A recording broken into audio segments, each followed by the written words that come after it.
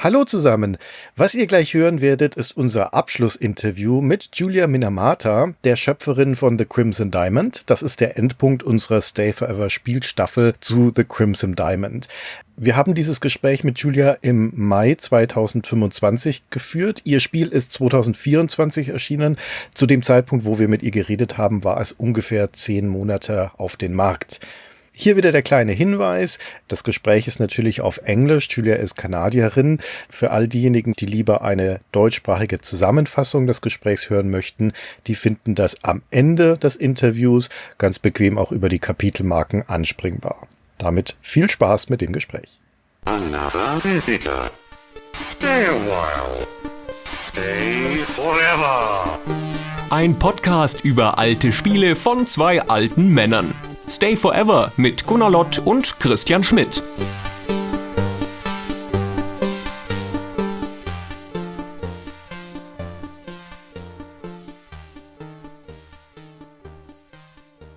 Joining us today is Julia Minamata, the creator, author, designer and artist for the adventure game The Crimson Diamond.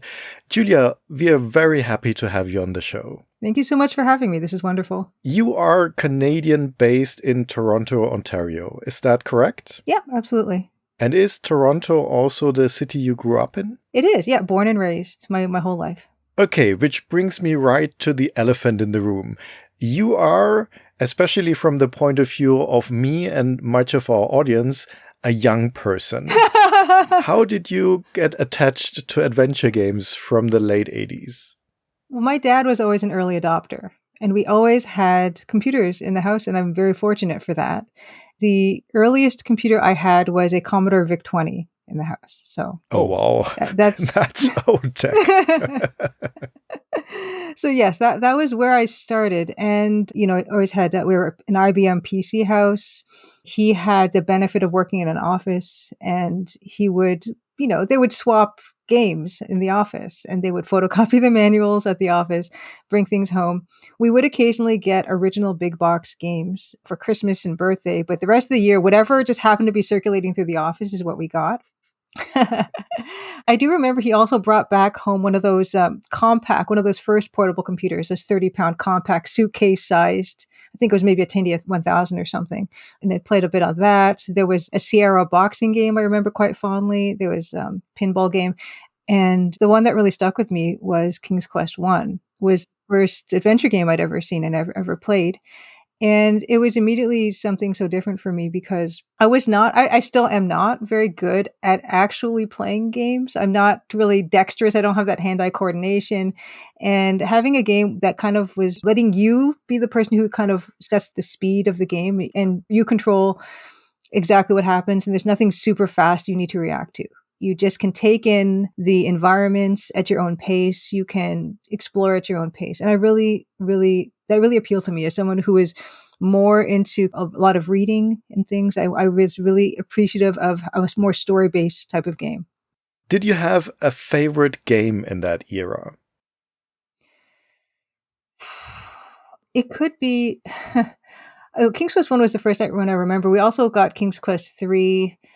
I would say King's Quest IV was probably one of my more favorite games of the era, although I would say my favorite adventure game maybe of all time might be The Secret of Monkey Island. And I know there's a big rivalry between, Sierra and LucasArts. And to be honest with you, yeah, I mean, my first adventure games that I ever saw were Sierra games. But the ones I had the most fun with, I think the design I appreciated the most was LucasArts games, specifically The Secret of Monkey Island, the EGA version, of course, and we can talk about that later, but the EGA version of The Secret of Monkey Island, it was just a complete package for me. It had the kind of art that I loved the most, incredible writing, puzzles. That was, for me, top tier adventure game. I'm not sure I like the turn that this has taken, because that rivalry that you mentioned, we have it right here in the room, because Gunnar is more of a LucasArts type of guy, and I'm more of a Sierra type of guy. And I was hoping to have you firmly in my camp, but I see that I've been disappointed. Well, I will say the Quest for Glory series, I loved very much when I did come upon those. So Quest for Glory 1, Quest for Glory 2, they're both EGA text parser adventure games. I love RPGs as well. That's my second favorite genre aside from adventure games. And to have that combination of the two of those things was absolutely perfect for me. I have a lot of fondness for that series. So you experienced those games when they came out, or perhaps a little bit later, but this is not something you kind of discovered when you were a teenager or an adult. No. So you were right there from the start. I was right there. Nice. How old were you when you discovered King's Quest 1? Oh my goodness. I'm so I feel like I laughed so hard when you thought that I was like a young person. I'm not going to say, actually. I think that you could probably find that out if someone really wanted to. But all I'm going to say is, yes, I did grow up with the Commodore VIC-20. And I did grow up with those games. I didn't come to them later in life. I was right there when they were being released. Yeah, I grew up with the VIC-20. So this is kind of strange, but okay. Do people know how old you guys are? Because I don't know. Well, from my point of view, the VIC-20 was slightly before my time, so you got me wondering now, and I'm nearing 50. But, well, let's move on to your education and your career, because that originally had nothing to do with games, right? Absolutely. Like I said, I grew up with games. I love games. At the time, there was not, when I went to college, there were no game design programs or courses or anything like that. So there was no way for me to really pursue that. I did apply to university for computer programming, among other things. I had no real plans to be a game developer in school because, like I said, that was not a viable path. That was very clear. I went to school for art. I went to school for illustration, college in particular. I didn't do the university fine arts degree way. I actually approached art more as a commercial artist versus a fine artist. And I think that really did help me to become eventually an indie game developer because a lot of the skills I learned in school, aside from the actual art part, but aside from that, there were skills that I learned in school that I use to this day. Like this idea that you have to promote yourself and put your work out there beyond social media and being posting your work, to talk about your work, receive feedback. All these things, making your own website. We learned how to make our own website in school because the idea was they were setting us up to be freelance illustrators, which is very similar to being an indie game developer. There are a lot of those same skills. And that I think really did work to my benefit. And also being game developer now from being an artist first, that was also very helpful because I think it's so important for indie games to distinguish themselves visually from other things. I say that although my game looks very similar to older games, but to this idea where often art assets are a very expensive part of making a game. And if you can make your own art assets, it really works in your favor in terms of how much you're going to be budgeting for your own game. If you can produce your own art, that's really going to help. As an illustrator, how would you describe your art style when it's not limited to 320 by 200 pixels and 16 colors? You know what? It's funny because when I look back at the art that I did, I was an illustrator. I was a freelance illustrator for about 10 years. And when I look back at the art that I was doing at that time, and then I look at the pixel art now, there's actually, you can see a lot of connections between the two. When I was starting as an illustrator, I was doing silkscreen printing. And I would actually do the silkscreen printing, the separate screens for the different colors. And I was already limiting my color palettes because of that. I mean, it's a very labor intensive process to produce each of the screens and to register the colors properly on the artwork. And I would do at most maybe 6 colors for these things. And so moving from traditional art to EGA was actually really liberating in terms of the amount of colors I could use because I was using so many fewer colors before. And even when I transitioned into digital artwork, when you have all the colors at your disposal, I was still limiting myself to maybe 8 to 10 colors in my illustrations. If you do look at my illustrations, you can count how many different colors there are in those because I was already limiting myself in that way, which meant that EGA was this very natural transition for me. Additionally, the colors I use in my illustrations is very bright. I always really favor bright colors. And there's nothing brighter than the EGA color palette. It just felt so natural to me to kind of fall into that particular style. And how did you get from silkscreen printing to pixel art? The reason I started looking into doing pixel art is because I was a freelance illustrator. I was specializing in magazines and newspapers. And I started trying to do that in a recession, not only in a recession, but in a time when print media is on the decline. It's been on the decline for decades. And I was trying to enter this field that was in decline. I was struggling to get enough work. And I tried as hard as I worked on the Crimson Diamond. I applied exactly that same rigor and attention to detail to my original chosen career. And I just couldn't hack it. Part of that probably has to do with the decline of the print industry, but I always wonder, like, why couldn't I make that work? Approaching it the same way that I approach game development. But I did have a lot of free time. And in that free time, my mind is casting back to, happier times, being a kid and sitting at that computer and playing these games and just being completely enveloped in them. And I wanted to recreate that feeling for myself. How did you get from there to actually finding the decision to make a game? I think it was a matter of kind of the times and the tools catching up to what my abilities would be as a developer. I mentioned I was always interested in games, but trying to make your own games back in, however long ago that was, they were just not the same kinds of tools we have right now. What I was seeing is in the early 2000s, there was, YouTube and people were sharing Let's Plays of these adventure games. And some of these adventure games were ones I'd never seen before. And the reason I hadn't seen them before was because they were new and they were created by solo indie game developers. And we're talking people like, Dave Gilbert of Wadget Eye Games, Francisco Gonzalez made this Ben Jordan series of games. Yotzi Croshaw made the Chizo Mythos. He made 5 or 6 adventure games. And they were all using this engine called Adventure Game Studio that was purposely built to create this exact style of game. And knowing that there were people who were doing it on themselves and were able to create these full-fledged adventure games with this very specific tool, that really appealed to me. And at that point, I started to look into watching Adventure Game Studio tutorials on YouTube and figuring some of that stuff out for myself. Yeah, before then, it just would not have been possible because like I said, I don't really have a programming background. Tell us about Adventure Game Studio. What's it like working with that tool? It's really great. Beyond the fact that it is like a freeware, you can commercially release games without a license with this piece of software. It's open source. It's also really actively maintained by its community, which is really, really important. It's been around since I think 1997. And the first editions of it was in DOS, I think. But they've been working with this engine and improving it and maintaining it this whole entire time, which means that when I came upon issues that I could not figure out in the programming aspect of my game, there was an Adventure Game Studio forums. I could go ask questions. I could go to their Discord and ask questions. And there are always lots of people who were totally willing and able to help me with the problems that I was having, which was very, very important to me. Because again, as someone who is not of a programming background, I needed that help from other people. And they were very helpful and happy to give it. And that part was really a key, I think, to making Adventure Game Studio perfect for me. And the fact that it is an integrated design environment, I think it's called IDE, that made it easy because everything was sort of organized in subdirectories and folders. And that was easy for me to visualize as well. Having like just a command prompt or something like that to program with, I don't think I would have been able to manage that. But having this community and also these YouTube tutorials was also really wonderful.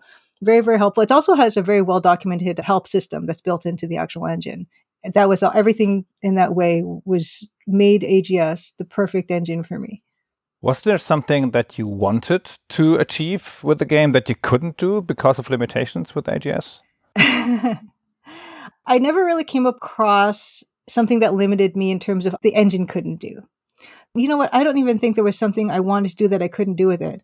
And anytime I hit upon some type of limitation in the engine, there were always workarounds to circumvent them. As an example, AGS still has a limitation of 250 nested if-else statements, which is a very basic way of programming. But that's the only way I really know how to program. But there are ways to circumvent that limitation. That might be the only thing I can really think of. But in terms of actual game design stuff, I have a very conventional approach and preference for the way that I wanted to build this game. There's nothing out of the box. Like, there's nothing revolutionary about any game design that I was trying to introduce into this game. I wanted to just make the exact same format of games that I'd seen before and just try to improve on the design in some modern ways and give a really good story. Things like arcade sequences, which I know that were kind of a thing back in the day, I didn't want to do them anyway. And even if I wanted to, that's something where I wouldn't know how to do that. I think Adventure Game Studio is perfectly capable of doing that, but it's not something I was particularly interested in. So I was fortunate that the scope of the game that I ended up wanting to build, coincidentally, was well within what I was able to actually achieve. So I guess Adventure Game Studio also comes with the ability to make interactive fiction games in the sense of having a parser as the control method, like the Crimson Diamond has. How difficult was it to get the parser to a level where it truly enables interactions rather than hampering them through obtuseness? I think that it's not super well known that Adventure Game Studio does in fact have a text parser like baked into the engine. It's right there. It's very easy to use, and it's well designed in a way that was made it easy for me to make a very broad range of commands available to the player. And it's very easy to, again, add more commands should I want to, adding synonyms to the text parser dictionary, things like that. It was not too much of a challenge in that way. It's only limited by my finding out other people's ways of saying things or doing things. That's the only real limitation. And I knew that designing a text parser game and wanting to bring that to a new audience of people, plus people who may never have played a text parser game, was kind of a big ask. And I kind of designed everything else around the game to do with trying to make that part as palatable and manageable for people to handle as possible. So once you had discovered AGS as a tool, how did you approach the actual creation of the game? Did you conceptualize that beforehand in any way? Did you write a design doc or something like that? I did. This was my first game that I ever created, and it was a learning experience for so many reasons. And one of the reasons was I didn't know how to design a game. I'm still learning how to design games. The first document I created for the game overall was done in Adobe Illustrator, which is very much not a tool that you'd expect to use for any type of narrative organization. It's a vector art illustration program, which I don't know if anyone here is familiar with it, but it's not for that. But what I liked about it was I was able to have like little paragraphs, like little colored paragraphs for each character and what they were doing. And I could just move them from play. It was kind of, yeah, just like a whatever the Kanban board or whatever those are called. Mm-hmm. You could just move things into different columns for each of the different chapters. And that's what I was doing with it. I was just doing that. And I spent a lot of time, I think I drafted maybe 11 or 12 drafts of that, like trying to figure out exactly who is where and what they're doing in every act or scene or chapter or however I decided to eventually organize it. When I finished doing that and I started developing the game, I almost never consulted it, in fact. And I started to develop the game chapters one by one in the same way I had designed the demo to be chapter 1. I then developed fully chapter 2 and then went on to chapter. I didn't do everything all at once. I kind of did it that way. So a very modular approach to game development. And then each step I was trying to decide what would happen in the next chapter. And it was only until chapter 5 that I actually created game design documents, having actually worked as a contract worker on other games and seeing how it was actually done by other people. I thought that seems like a good idea to make a game design document. I started doing that in chapter 5 because at that point, I was having trouble keeping track of things in my head, which is where most of it was happening. Chapter 5 was where I built design document 5 and 6 had the design documents. And then those I kept pretty close to. But when I go back and look at my original Adobe Illustrator narrative design document, I would say maybe 70% of what I designed back at that time is stuff that is actually in the game. You make it sound like you made it up, like chapter by chapter by chapter as you went along, but the game doesn't feel that way. It feels like set up and it does foreshadowing and things like that. So I believe your Adobe document must have been very thorough.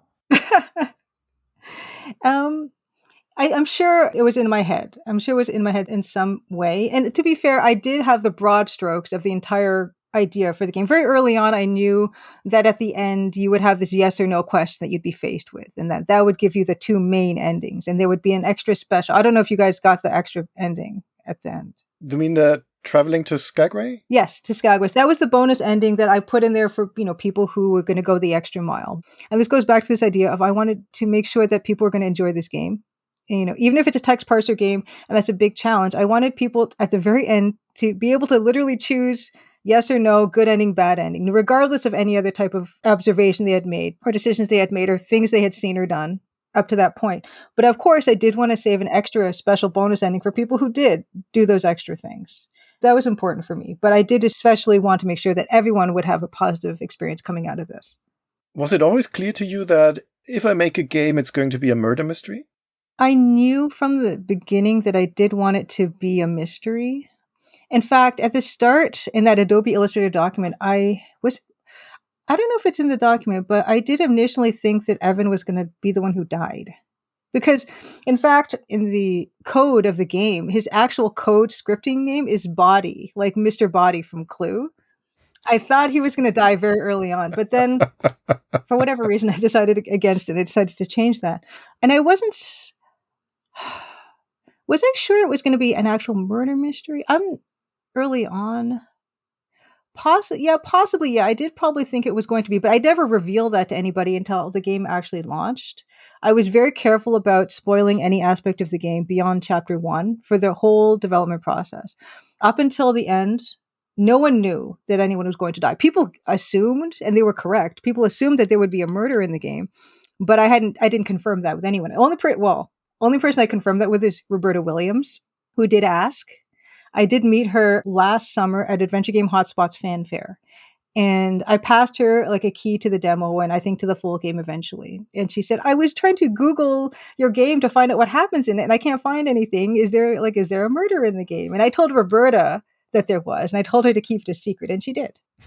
Well, speaking of Roberta Williams, I mean, your game is very reminiscent of The Colonel's Bequest, which was a Roberta Williams game back in '89. Why? Why? I mentioned that King's Quest was my first exposure to adventure games, but The Colonel's Bequest, the setting of that house was so much more appealing to me actually than the outdoor setting of King's Quest. I'm much more like of an indoor type of a person. And to see this house it's like a dollhouse. It's gorgeous. The art is incredible. And these little bathrooms and little living rooms. And it was very much like a clue board, in fact. To see that type of really grounded in reality setting with the furniture and the cupboards and everything was very, very appealing to me. And this idea that it is a mystery, and mystery as a genre has always been so much of an appealing genre for me. I mentioned my dad. He was responsible for getting the computers into the house and bringing the software into the house. And for my mom is this love of mystery. She has this bookshelf full of Agatha Christie novels. We watched Columbo in the house, all these types of things. She was really interested in mystery, and that's where I got the interest in mystery from. And having that combination of having this incredible artwork inside this beautiful little house and have it be a mystery, and even having it have a female protagonist, all those things super duper appeal to me. And the fact that it was EGA and that particular type of graphics that I find incredibly appealing. I do want to mention that I know people think back in those times, the move from EGA to VGA was a technological advancement, and I don't see it that way. And I don't see the movement from text parser to point and click. I don't see that as a technical advancement either. I just see that as a different style of game. That's what I always tell people, but nobody believes me. No, exactly. And so when people ask me, well, why did you do what you did? And I said, well, because this is the exact format that appealed to me the most. I mean, thinking about old VGA games, they looked blurry to me because they were blurry. They were kind of like these scanned, down-sampled paintings, and they didn't have the same fidelity and the clarity of the pixel art we have in EGA games. And that was part of the appeal to me. But Colonel's Bequest had everything, right? It had the text parser. It had this incredible crisp EGA graphics. It had this gorgeous artwork, it's pixel art. It's this beautiful like furniture and these characters in this beautiful setting, and being a mystery and being, Nancy, Laura Bow. This idea, all those things combined were the absolute ultimate for me in terms of what I would want to see more of. And sadly, they didn't do more beyond Degraf Amon-Ra. There was no more of that particular series from Sierra, and I do wish that there were more of them, and that's kind of why I decided to do what I did. Dagger of Amon-Ra is a very different game, sadly. It is. I think that The Colonel's Bequest is one of my favorite Sierra games, maybe even my favorite Sierra game, for all the reasons that you just described. And if one looks at The Crimson Diamond, it's striking how similar it looks to The Colonel's Bequest. And since it's also a mystery game, we for one felt that it would probably follow the formula of The Colonel's Bequest relatively closely. But there are actually some striking differences between your game and The Colonel's Bequest. Would you mind if we go into two of them, which we are particularly interested in? Because the first one is something that you already mentioned. The Colonel's Bequest is very Agatha Christie-like, a murder mystery where there's a small cast of people in an isolated location, and then one after the other gets killed. And we originally assumed that The Crimson Diamond would be just like that. Actually, after our first play session, we had played the introduction and explored the house a little bit. Gunnar and I ended our first session with a bet who would die first. And then we returned to the game, and in the second session, nobody died. Who did you bet? Who did you bet? I have to know. I bet on Margaret. Yeah, you were right. I thought Albert was a strange presence in the house and somehow not fitting, and I thought his mystery would be unveiled when he is killed. But I was off. Well, and it turned out that people continue to stay alive, much to our chagrin, and we were waiting for the bodies to pile up. But ultimately, at least in the good ending to the game, it's only Margaret, only a single person that is actually murdered. So what prompted you to kind of deviate from the Colonel's Bequest formula in that regard? It's interesting to me to think about the Colonel's Bequest and how it's designed. And from a game design perspective, the idea that you have fewer characters to deal with the further on in the game you go is actually really smart because there are less factors involved in the game, right? So that's actually really great. Because I found that, in each of the chapters as you go, the story is building and you have all these characters, and it does become really hard to keep track of all the things that have developed, whether it's just, intrinsic to the story or dependent on what the player has done. That's why I had to start creating game design documents, because it is a lot to keep track of. But at the same time, it's more complicated, I think, narratively to go that Agatha Christie and then there were none route, because you have to come up with these plausible reasons for everyone to die. And I couldn't think of reasons for everyone to die in that same way that you have in Colonel's Bequest. It just didn't seem that plausible to me. It seemed much more plausible to have one person or two people die and have it be something that kind of made more logistical sense in terms of what people's motivations are. Because, with Lillian and the Colonel's Bequest, this idea is, she wants to just be the sole inheritor. Like, when you think about the game deeply in terms of the logistics, that end diagram on Ra, I actually find that sometimes there's not a lot that makes sense in why people are doing things.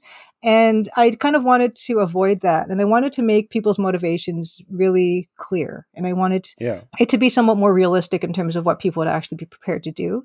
And that's why I went with this way of doing it. Because in a way, when I was designing the game story, it all was governed by what makes sense to me, what makes sense for these characters, and what would they want and what would they do.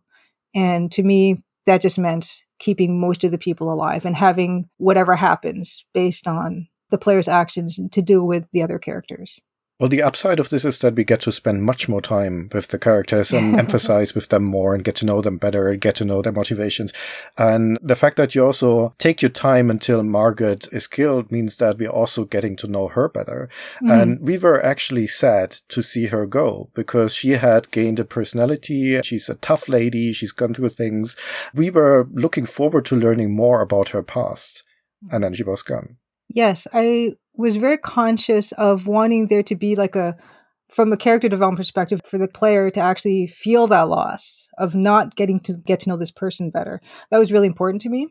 Also, this idea of saving her death until much later in the game, I wanted there to be this ratcheting up of stakes. And part of that has to do narratively. I wanted things to, you start off with, there's this theft of this brooch and those types of smaller crimes. And then it escalates to her death. It escalates to Evan being kidnapped. Narratively, I wanted that kind of ratcheting up. But from a game design perspective, I wanted that as well, because there are skills that the player has to learn in order to properly investigate what happens to Margot. This idea that you create this fingerprinting kit and then you have to look for fingerprints. You're explicitly told that you need to find fingerprints in chapter 3 to investigate the brooch theft. And then when Margot dies in the beginning of chapter 4, there's this idea, well, you can continue to use the skill you've just learned to investigate that. And that's not explicitly told to you, but because in that previous chapters, that's what's been introduced, there's this idea that you can carry through with that.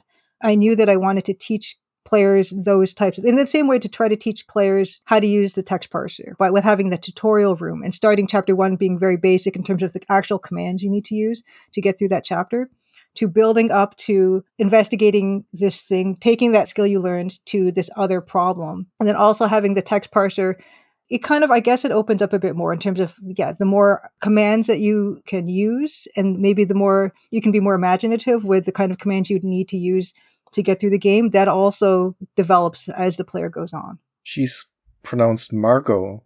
That's good to know. We pronounced her completely wrong for 7 episodes. Here's a great thing about having no voice acting. There's a lot of great things about having no voice acting. But one of them is, it doesn't really matter how you pronounce things. It's fine either way. Another great thing about it is I can rewrite some parts of the game You mentioned in terms of keeping track of everyone, all the characters. Well, sometimes I don't do such a good job at that because the game took so long to develop that sometimes I'd forget and there would be narrative inconsistencies. Well, that's easy for me to just rewrite some parts that I need to correct because I don't have to go back to the voice actors and get them to re-record lines or do anything like that. I've rewritten stuff even up to the latest update that I just put out like 2 weeks ago. I rewrote a few things, added a few things. It's well within my ability to do that and not to have to get those other people in or rely on other people to do. Of course, also from a cost perspective, I solo developed this game. I self-funded the game. I self-published it. Doing voice acting is expensive and very, very time consuming as well. I mean, it takes months to just integrate all those lines and everything and to process them so that you can put them in the game. Yeah, I wanted to avoid that. But also, I do feel like I love when I watch people stream the game and they just do their own voices for the characters too. I get a lot of pleasure from that. And that's another thing that I feel like the game, it works for the game because we don't have the voice acting. Additionally, I think sometimes with no voice acting, it's up to you to figure out the tone. The writing will help and the context will help, but sometimes there'll be a line that might be said kind of ambiguously, like when you are listening into the conversation with Nathan and Evan in the study near the end of chapter 1. You don't actually know what they're sounding like.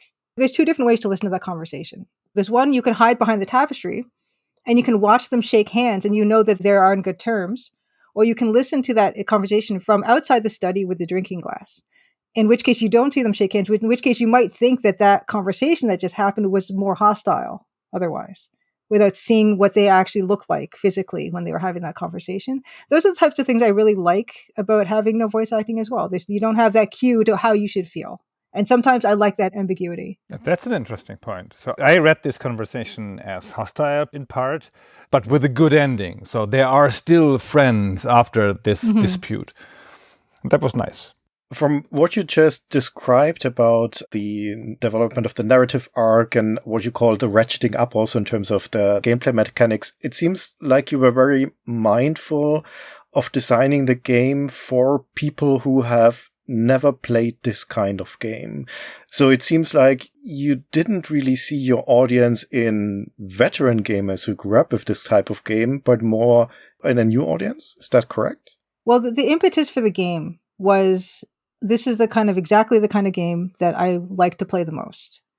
And I knew for the most part, even to this day, I think for the most part, people who have played the game and enjoyed it are people who have this nostalgia for this specific format of game. But I also knew that I want to make a living being a game developer. And I knew to do that, I would have to try to broaden that audience. And I would want to introduce the text parser, which I think is a fantastic way to interact with the game that we don't see very much nowadays in commercial releases. And in order to help people to discover text parser, I knew that I had to think about it in other ways that could make it more appealing, make it less intimidating for people to approach that.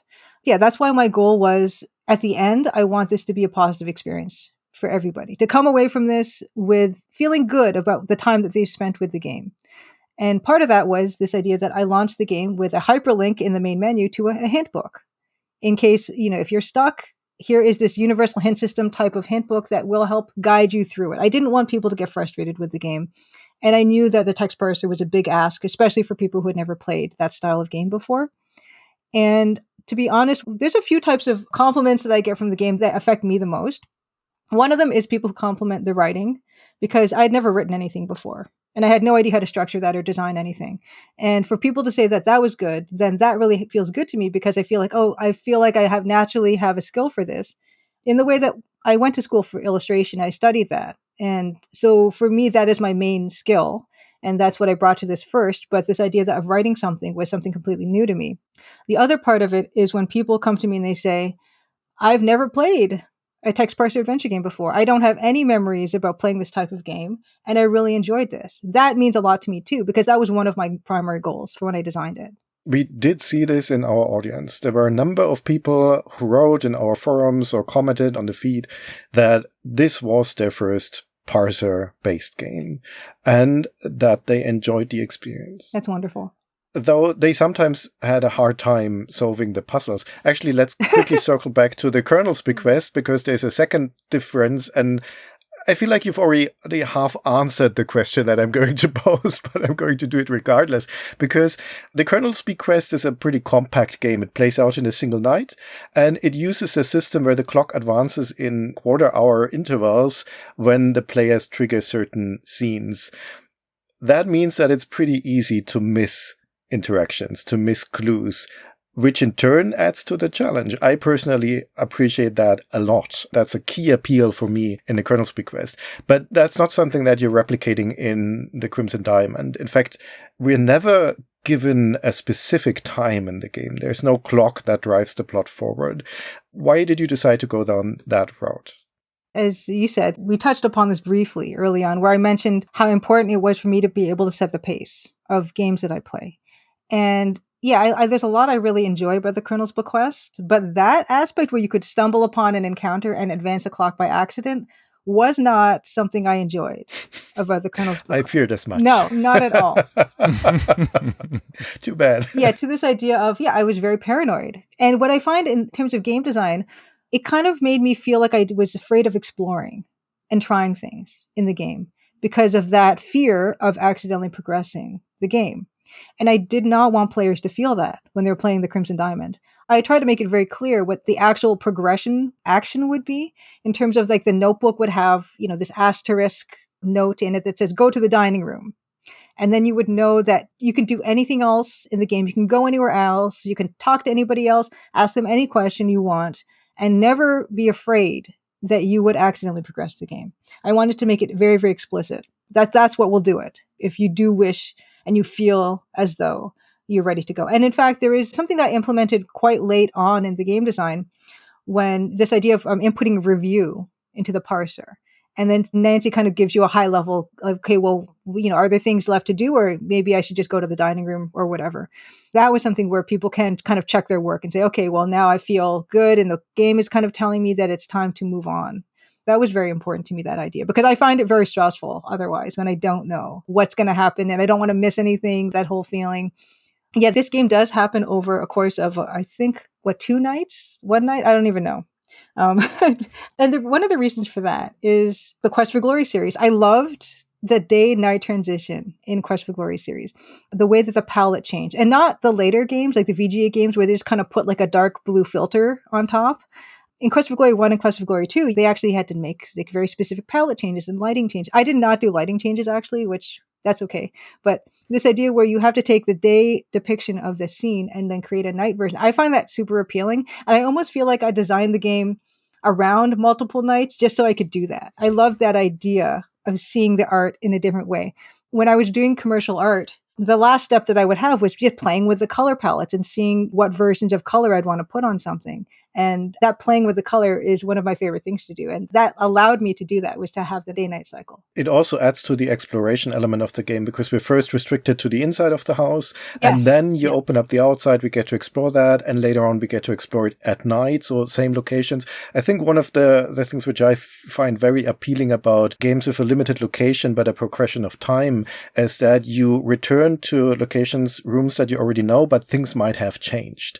And that's fascinating. That's cool to discover things which might have changed, stuff which might have moved, people are now somewhere else, etc. That is definitely something I thought about when designing the game as well, especially for the first chapter with the demo, which is, it's at nighttime, it's only in the lodge. I didn't want people to feel overwhelmed with possibilities of where they could be. And that idea of gradually, opening it up to daytime, to outside in the nighttime.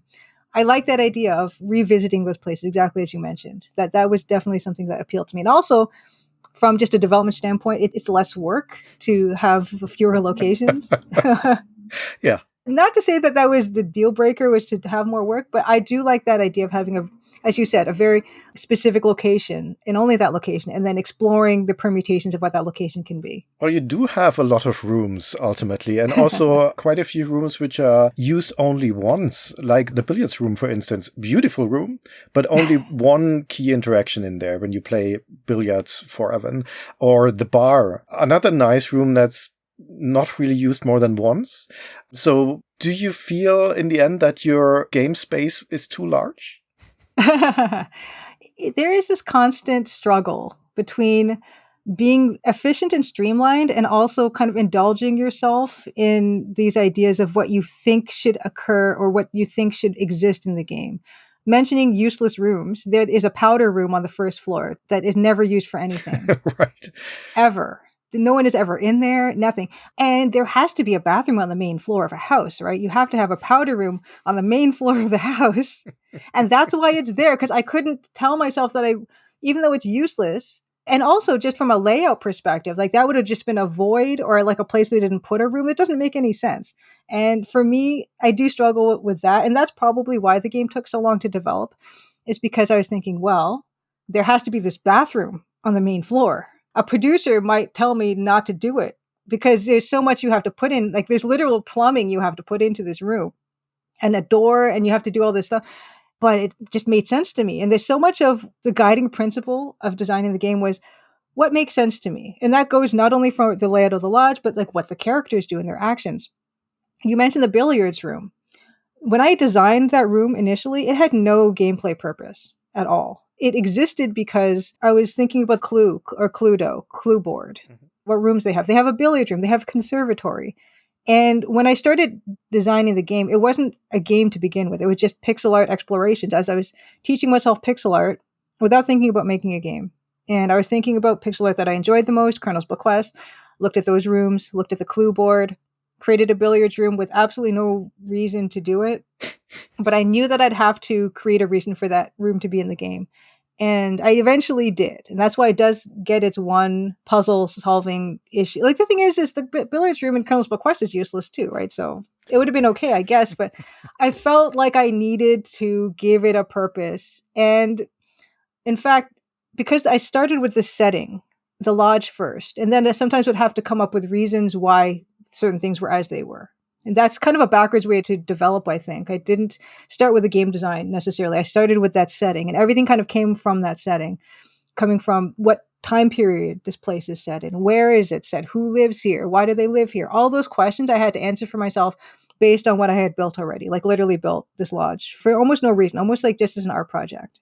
I feel like the billiards room would serve a purpose even if you wouldn't use it at all, because simply by being there, it adds some splendor to the location, because we're not in a normal house. Like in the Colonel's Bequest, it's a mansion. It's not a normal house. So that pays into that. The powder room, I'm not sure. It does make sense that it's there, right? You have to. Did you just draw the house and then use it? Or did you change the house after, as you thought, I need one more guest room, or I have built in 15 guest rooms, that's too much, something like that? Well, yeah, that's kind of what happened. I started with the kitchen, was the first room that I put in the game. And then the parlor, and then probably conservatory, and then study, and then I needed bedrooms, but I did have to end up adding more bedrooms because I started counting the number of characters I had. And I said, everyone needs to have a bed. Everyone needs to have a bed. So I have to add more bedrooms. That was kind of a bit bothersome because I felt like I didn't want to keep repeating the same kind of room, but you kind of have to when it's a lodge. Although the layouts of the rooms are not identical, so that's kind of okay. But I did want to give them all distinctive looks and feels. I didn't want to make the beds the same color, and so the beds are different colors in different rooms. All those things are kind of things I thought about. But yeah, I was kind of a bit fed up with all the bedrooms I had to add in all the beds and things. But I knew that there had to, and the ranger, when he comes in, doesn't even get a bed. He just has to sleep on the couch. And that actually worked out well because, again, I had created that room with I just knew it was a spare room and I didn't know what else it would be for. But then knowing that the ranger was going to come in and realizing I didn't have a bed for him, it was perfect to slot him into that room. Yeah, it gives more sense to the room. That's good. While we're at rooms that don't serve a purpose, come to think of it, the balcony doesn't serve a purpose too. I feel like that's kind of a bit of a red herring for experienced players because I was absolutely expecting the balcony to become important, that I might have to peek into the windows or observe someone or something from the balcony. But no. No. You can actually look into the other rooms from the balcony, and if the ranger's in there, you could see him in there. But that's another example of, okay, I'm designing this house, and of course they would have a balcony. And of course, if there's a balcony, you have to be able to walk out onto it. Even though, again, there is no gameplay reason. Although, I mean, design-wise, you could argue that if you're playing the demo, it gives you a little taste of what the outside would be like, and that would be an area that you can access later. This could be some foreshadowing, or there's something for you to anticipate, potentially. But when it comes down to it, I did it again, just like with the powder room. I feel like it has to be there, even though there's no gameplay reason for it to be there. That's why it's there. And also, when you come to think of it, the rooms in the Colonel's Bequest don't have doors. These bedrooms, there are no doors, except for the bathroom at the end of the hall. All the other rooms have no doors. That doesn't make any sense to me. That's why I have doors. And then eventually I came up with gameplay reasons for there to be doors where you can listen at the doors, or you could knock at the doors and see if there's anybody in there.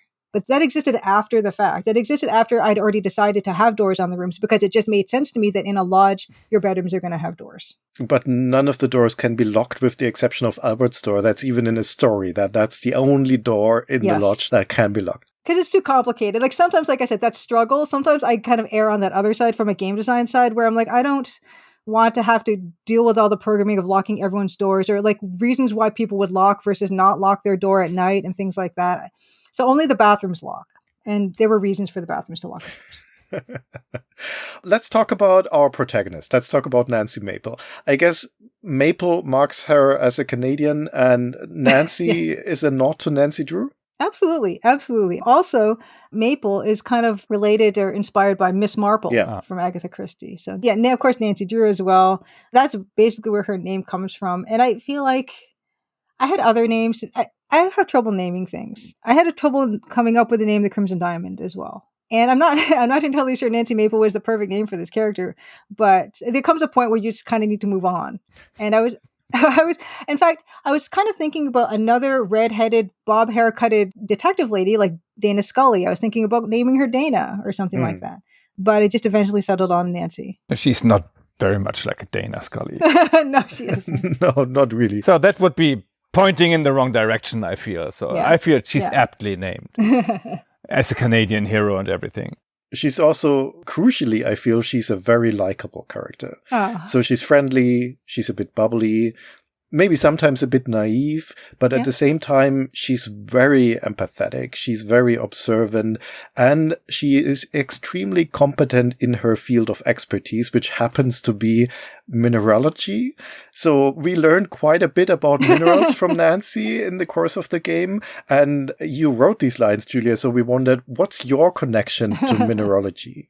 Oh, did you know you can tell characters about mineralogy and geology and they all have different responses? No, I only read that in your hint guide afterwards. Okay, I've always liked rocks and rock collecting. That's something I've always had an interest in. And then when I started to do research for this game, I kind of got even more into it, to the point of actually going on mineral tours. I traveled to Halifax, Nova Scotia to go to the Bay of Fundy, and I got to see zeolites and actually gather some zeolites with a tour guide. And there's a place in Ontario called Schickler's Occurrence, which has fluorite, which is a beautiful purple crystal that I also got to harvest some. And it's kind of interesting because I've had this interest, but that research has brought me more into that idea. And that comes from my initial interest, but also this idea of building this setting and trying to think of, okay, I want a garnet mining town. Where could this place be? Like geographically in Canada, where could this be? Because we have had diamond mines in Canada, in the northern parts of Canada. And there was actually one even in Northern Ontario that was in the early 2000s, they were operational, which means that these diamonds have always been there, of course. And that means that it's realistic for potentially Nancy to discover diamonds in Ontario because they do exist here. And there's even crimson diamonds. I don't know if you guys got the actual crimson diamonds, the red diamonds. Yeah, we did. Yeah. But those are natural too. And those were, for the most part, only discovered in like the 20th century or something. But of course, they still were there in the ground. And knowing that I could geographically place Crimson Ontario in a place that realistically could have diamonds was very important to me. And also this idea that realistically it's a place that could have garnets as well was also very important to me. So doing that research really enhanced this idea of like a grounding in reality. It was very important for the game. And then the trivia, the knowledge that is in the game was all just from research I'd done for the game. Of course, so a lot of Wikipedia, there's something called mindat.org or mindat.org that is very comprehensive in terms of tracking where minerals are and where they can be harvested. Canadian Encyclopedia Britannica online was also really good for just a general Canadian history part of that, because there's a lot of Canadian history involved in the game as well. But yeah, the mineral stuff was a lot of fun to learn more about. And I was really happy. Like I'm also feeling like Nancy, like I want to share this interesting information with everybody. And that's where it comes from. And Nancy as a character being so eager to share, I wanted her to be likable. So I'm really happy to say that she is. I, of course, initially based her on Laura Bow, and I think she has a lot of similarities with Laura Bow. And what I liked most about Laura Bow was that she seems like a normal person. Like, she's not exceptional in any way. She's not super strong or fast or athletic, and she's not like a supermodel. She's just a normal woman who anyone can be like. Anyone can be inquisitive, anyone can be empathetic, anyone can be observant and work hard and be those things. And I find that, to me, much more relatable than characters that are like superheroic type of characters. I took a real note from Laura Bow in that instance. When I saw Nancy talk about mineralogy, that gave her a totally different side that she hadn't revealed before, because she came across like perhaps a clueless or a young person, over eager to prove herself, and she was only a clerk in the university. And then you learn, okay, no, she's competent in her field and can easily see if somebody's only faking it. So she unveils Albert in the first hour of the game without the game stating that explicitly. And I felt that gave her a lot of depth and made her much more interesting. And I feel it's that a typical women's story, so underappreciated at work in the university context, but competent. Yeah, that was something I absolutely wanted to kind of touch upon with her. And there was an actual Crimson Diamond manual that I had produced. It was a PDF. I eventually didn't end up releasing it because at the time of release, I just didn't have time to update it the way I wanted to update it. But part of it was that the reason that Nancy is so detail-oriented and so used to this idea of having to have evidence for things and like bringing stuff to people to show them is because people don't believe her when she says things, right? So she feels like she needs to back up everything she says with this hard evidence and observations. And the fact that she is a woman and she's a small statured woman, she's young, she's in her early 20s. She's used to people like, not listening to her, discounting her, thinking that she is a clueless person, right? But when she gets to start talking about her field of expertise, and if she does do those things where she knows the things she needs to bring to the table to be believed, all of that comes from her experiences growing up as a woman in the early 1900s. And her experience is also based on the first woman geologist in Ontario or in Canada. And she was not someone who was allowed to go to field work. So in the introduction, the professor mentions, I would not even allow you to go on this field trip had there not been this lodge that you could stay at, because this idea of being up in the field and you're only with men and this whole thing is they wouldn't allow it. And the first woman who actually got a degree in geology, she just did the research in her area and just her town that she grew up in, so she had to just deal with all this. Like I've read about her, and she even bought her own car to do her own fieldwork, because the men who were part of the Royal Geological Survey of Canada, they would get cars. They would be given cars to go and travel and stuff. And she wasn't. So she bought her own car, and they still wouldn't let her do the fieldwork because for whatever reason. So there are a lot of barriers at that time. And I did want to touch upon those things and in a way that was natural to the story as we come upon those problems that she does have. Nancy is apparently single. And at times I felt like there was a slight hint at some romantic potential between Nancy and Ranger Murdoch. Not sure whether that's true or not, but if it's true, it's something that you decided not to explore. Yes. Why? It's interesting because I feel like I didn't have room to do it too much. I did have that idea. So I'm interested that you did like catch on to the fact that I was considering that and keeping that as an open possibility. But part of it is I didn't feel like I had room to explore it in the current scope of the game. But also, I didn't want to make it about that. I wanted it to be more about her own personal journey and development and the decision she was making for this very specific issue. And I feel like it would have been a bit of a distraction. It's kind of interesting because when people talk about Ranger Murdoch, they see that he is that type of a character, but then some people think they don't like his face, like they think he's leering, or they don't like the way his face looks or something, or just maybe a general distrust of authority figures potentially. But yeah, I did consider that definitely as something I might want to explore maybe in the future. He seems to like Nancy a lot, so they might be a good match. Yeah, I mean, he sees her value. He sees that she has done a really good job. He respects her. Yeah, Yes. He respects what she's accomplished. Yeah, and I think that's so important just for anyone to get that type of recognition for what they've done. Particularly, of course, authority figures. It can be so validating to get that. The game's cast also includes a Canadian woman with Japanese heritage. Let me put it this way, Julia, how much do you like cormorants? I go bird watching. I do. I actually came back from a bird watching trip with my mom. I take her bird watching. There's a place in Ontario called Point Pelee National Park, and it is a destination for bird watchers. You go to that park, you see license plates from all over, the States and Quebec and other places. it's a hotspot for migratory birds, particularly warblers at this time of year. So just a couple weeks ago, we were at that park. And I took a bunch of pictures of different kinds of warblers, and it was very exciting. So that's actually another thing where making Kimmy a bird watcher was a part of my own family's hobbies and stuff. Like my mom and my dad would go bird watching all the time. And that's why she has that. I knew I wanted there to be a tie to the natural world and this idea of preserving it and safeguarding it. And birds are such a big, like literally canary in a coal mine type of idea, where they're such an indicator of the health of a location. Mm-hmm. In fact, I wanted the cormorants to have more of a role in the game. I wanted the people who are concealing diamonds to actually conceal them in the birds' nests, and I wanted her to find them and stuff. But anyway, didn't explore that avenue. But yeah, Kimmy is very much to do with my mom. And also this idea from my dad's side as well. Like my dad's side of the family emigrated to Canada from Japan in like the early 1900s. My grandmother was born in Vancouver, in fact. And so we have like on that side, I guess I'm third or fourth generation Canadian. So she was born in Vancouver in 1912 or something, right? So this idea of like, oh yeah, there's a presence here of diverse people. Like there's not just, this traditional, what you would consider European Canadian people. All the way back to like the late 1800s, there was a huge, well, not huge, but relatively large influx of Japanese immigrants to Canada around that time. And I did want to reflect that because that is the reality of the history of Canada. And it doesn't really get depicted that much. And I knew that I wanted to include that. Shall we talk about puzzles for a moment? So Gunnar and I, we had a blast playing your game, and we both managed to finish it with a good ending. Not the best ending, because Nessa escaped from the mines.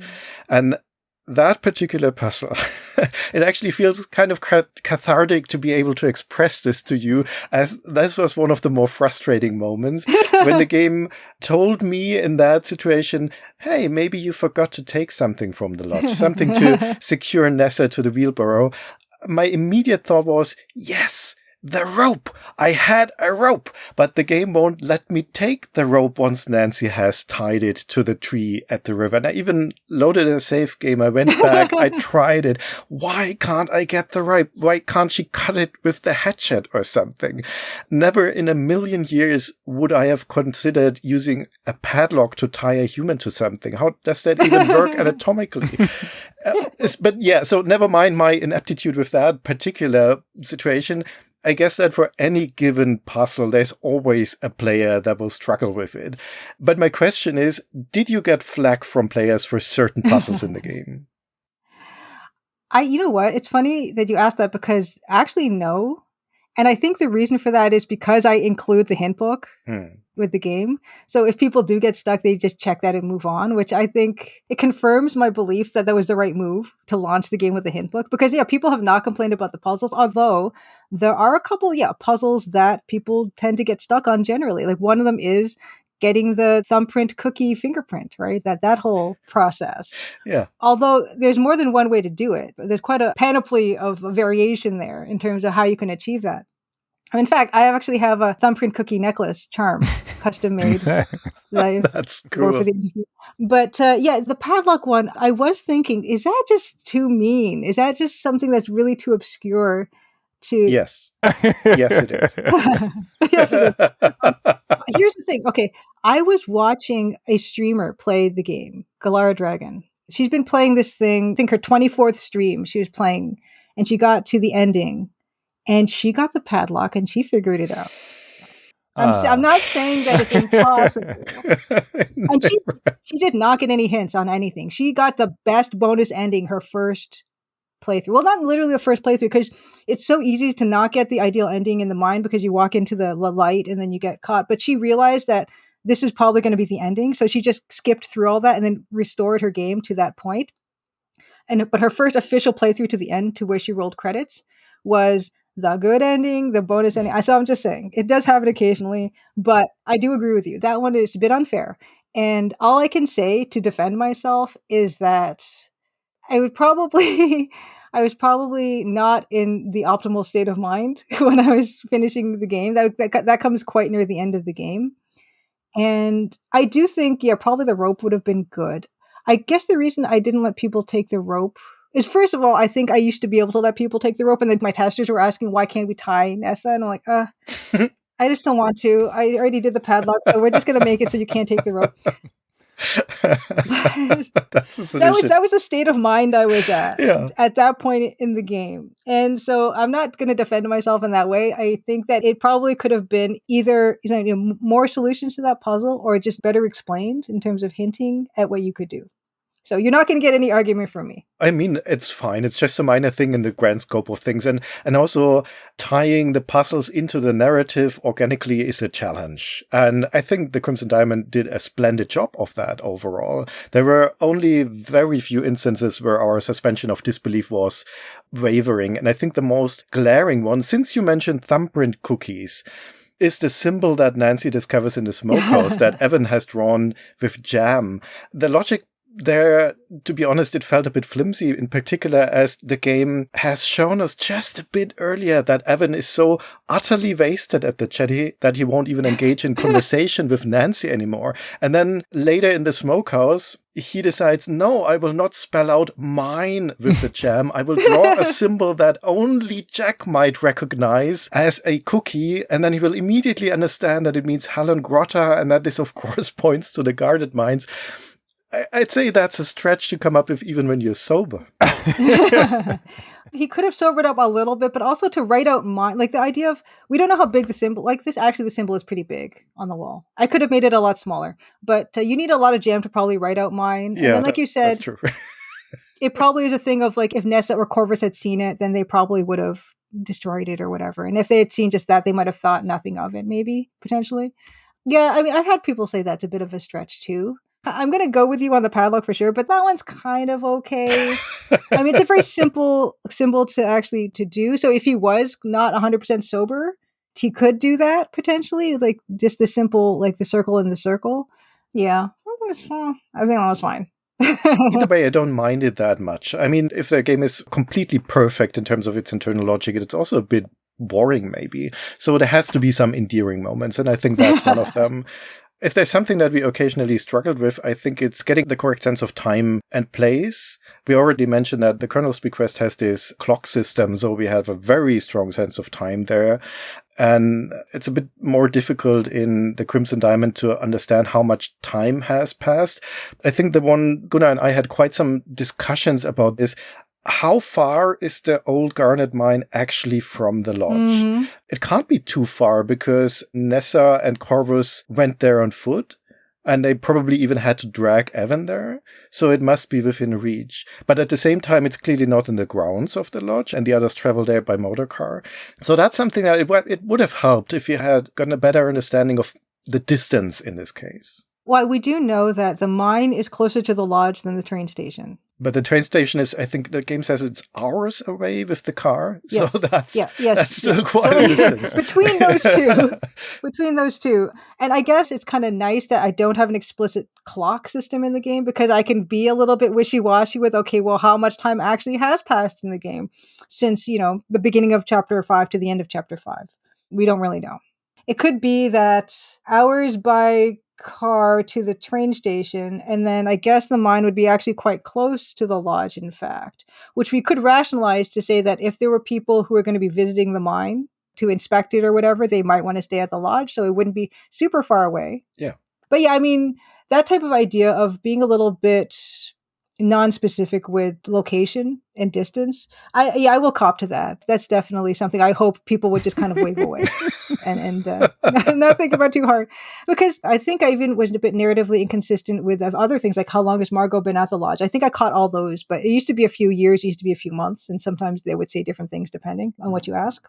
I had a little bit of trouble figuring out exactly where everything might actually be. But I will say that the lodge in Crimson Ontario itself is in the James Bay lowlands, for what it's worth to anybody listening to this, if you want to know specifically in Ontario where I was considering the location to be. And you know what? If you know that, then you'd also know that this is nowhere near the Sulaks either. That's another thing to think about. Yeah, this was what troubled me. So I thought, okay, it must be firmly in the north, because you are traveling northwards by train and it takes a whole day.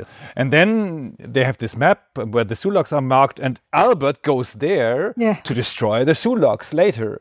And I thought, is this closer to the south than I thought? Yes, and I can't say, I don't think any CP rail, like any of the Canadian Pacific Railroad, actually ran up that far north. Probably not. I don't know. But that's another thing where I'm just kind of like, While we're already deep in discussions, at the end of the game, Gunnar and I reflected about the case. We went over our notes. We considered what we might have missed. And all major things had been tied up beautifully, but a few minor questions remained. Can we pick your brain on these just for peace of mind? Of course. And I'm scared a little bit because, like I said, because the game was developed over such a long period of time, there are things like I have literally forgotten about that people then will try. Like there's some people would sometimes ask a question of a character. I'm like, oh, that's not going to give you any answer. And then it does. And I'm like, I actually thought of that. That's amazing. Like, so that happens. And that's not rare. So I'm hoping I can answer these questions. When we do those interviews, usually with dudes from the 80s. So we're hoping you'll do better. I can't promise anything. When Nessa's ruby brooch gets stolen, Nancy examines the jewelry box and discovers it was not forced open, so the thief must have had the key. But I, at least, never learned how this came about. Where was this key? Did Margot have a key? From where? I don't understand how this box got opened. Okay, yeah. If you look at the lock or you examine the lock, you will notice some fine scratches on that metal part of the lock. So the idea being Margot picked the lock with something. You thought of everything. There's actually a graphic for that, yeah. Right. Okay. That's actually good to know that we simply missed some things. The next question. When Margot dies, Nancy rushes downstairs to get Evan, who's in the conservatory.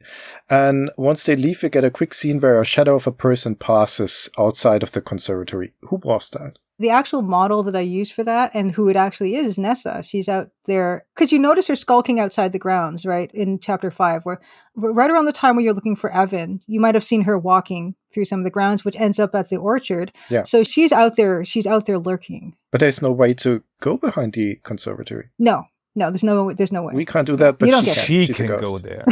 She even knows the footway to the mine. Okay. She has evil powers. It's funny because you know how you got in the mine confrontation scene in the mine, we have that close up of her face and she's hanging on the side of the cliff. The initial release of the game is EGA. Technically, it's like RGB palette. Like I didn't do index colors or anything like that for the game, but there were colors that weren't quite EGA like I had done for the rest of the game. And somebody asked me if that was a narrative choice, like she's so evil that she's kind of escaping the bounds of EGA color palette. And I had to say no. And then I went back and I made the colors more consistent with the rest. I mean, it was very subtle. Like it was the dark green was a bit off and the colors were very just slightly off. And I went back and fixed those. That got fixed in an update. But yeah, she is so evil that she just transcends the game itself. Another favorite thing I have when people tell me this, and that happened when I was watching the stream last night, was people say that that's a really scary scene, and I'm like really happy with it. We speculated that it might be an homage to the Colonel's Bequest, because that's something that happens there as well, right? That we see shadowy figures moving outside the windows. Yes, like with Lillian walking outside the plantation house. Yeah, that's definitely an homage to that for sure. Okay. And also the close-up of her hanging on the ledge, couple things. That is Indiana Jones and the Last Crusade. Yeah. The Elsa, or whatever her name is. I don't remember her name. Yeah, it's Elsa. Okay, Elsa. And then also it is Star Trek, was it 3? Where Christopher Lloyd is hanging on the side of the Genesis planet and Kirk pulls him up. You can tell Kirk is a good guy because even though this guy has been his nemesis the entire time, he pulls him up from the cliff. You can also, by the way, just leave her. Did you know that? Yeah. We felt that that's something that Nancy would never do. Yeah. She's not a horrible person, so we couldn't go for that choice. I was not clear if it was explained in the game who stole the field kit that belonged to Albert. We assumed it must have been Evan because he has a confrontation with Albert, but is this explained in the game? It is not explained in the game, but it would either have to be Evan or Nathan probably because Jack is in the kitchen for most of that time. It would have to be either of those two, I would say. It's never made clear. Okay. So the next thing, we learned that Evan, Jack, and Nathan have for years been collecting diamonds from the riverside at night in the moonlight. And then they have hidden them in the salt bag in the smokehouse.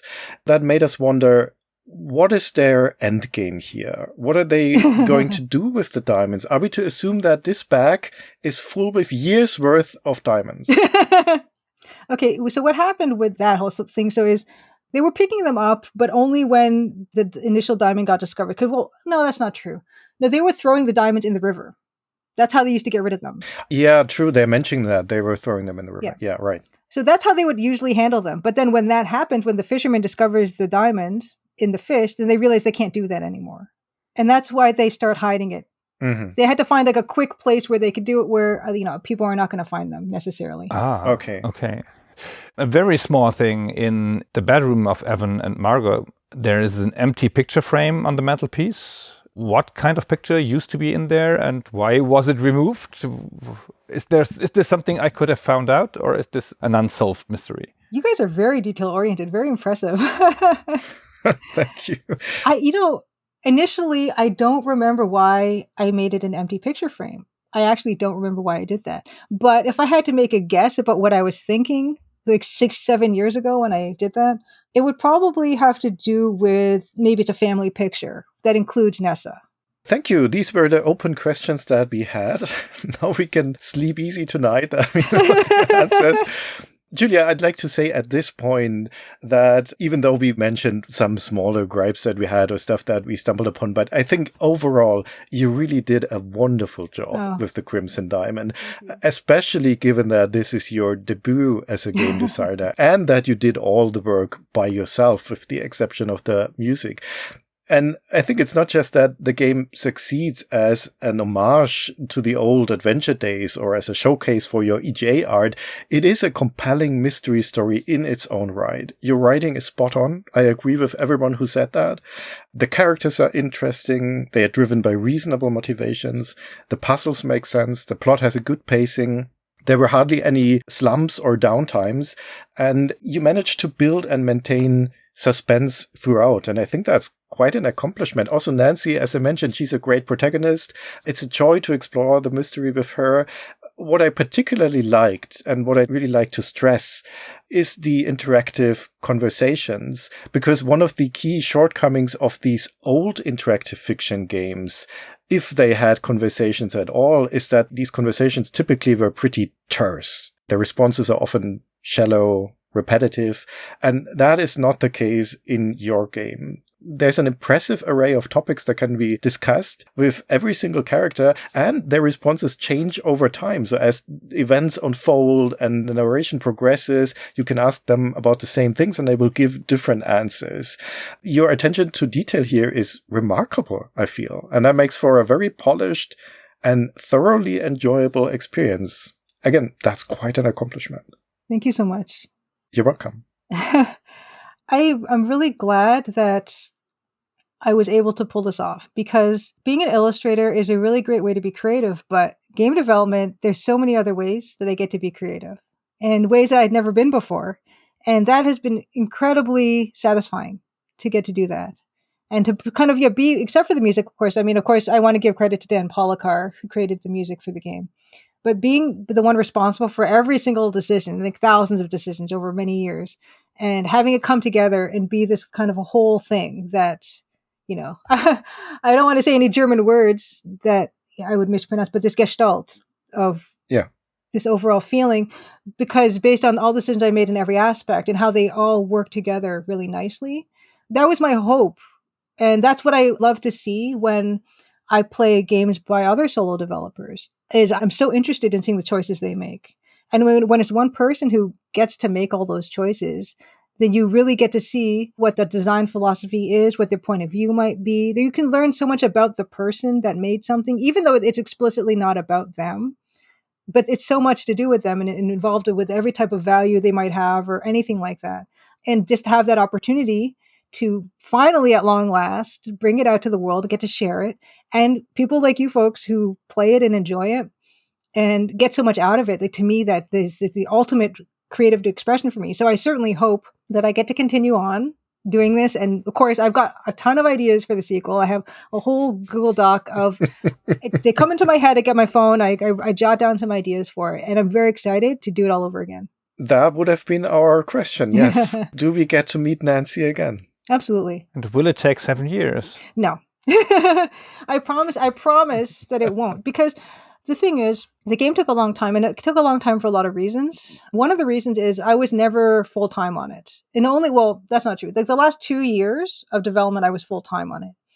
But up until then, I was doing other contract work. I did artwork for Space Warlord Organ Trading Simulator. I did artwork for Witch Strandings, a game called Recommendation Dog, that's for Playdate. And I also have another Playdate game coming out for Season 2 of Playdate. I did that in collaboration with another developer, Golasso Games. It's called Chance's Lucky Escape. So all these types of things I was doing in the meantime. Limited Run Games did a 30th anniversary Monkey Island anthology. And I did some pixel art portraits of Ron Gilbert and Tim Schafer and Dave Grossman.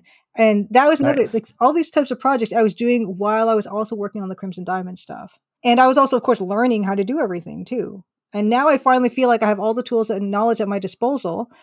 And when I start working on the game, which hopefully should happen, development should start next year, I'll be much faster at what I want to do because I have a clear idea of that similar kind of scope, and I'm going to be able to focus on it in a way that I couldn't do with this one. Are you a full-time game developer now? I'm still doing contracts here and there. I knew I wanted to give myself some time off from after the launch of the game because I knew I wanted to take a break after this sustained development process. Although I will say that because I was in complete control over what I was doing, I enjoyed the process until maybe the last 3 weeks before launch. I enjoyed the process, and almost every stage before that, I had to tell myself to stop and move on to the next stage of development. When I was doing research, I could have done research forever, learning about Canadian history and mineralogy and all these things. But then I said, okay, I gotta move on. I gotta stop doing that. I gotta continue on. I gotta write the story. I gotta do everything else. And when I started to create the lodge, this idea of, okay, well, we got to put a powder room and we need doors that open and close. And I want people to wash their hands. There is no reason for you to wash your hands in the game. There's no penalty to not washing your hands.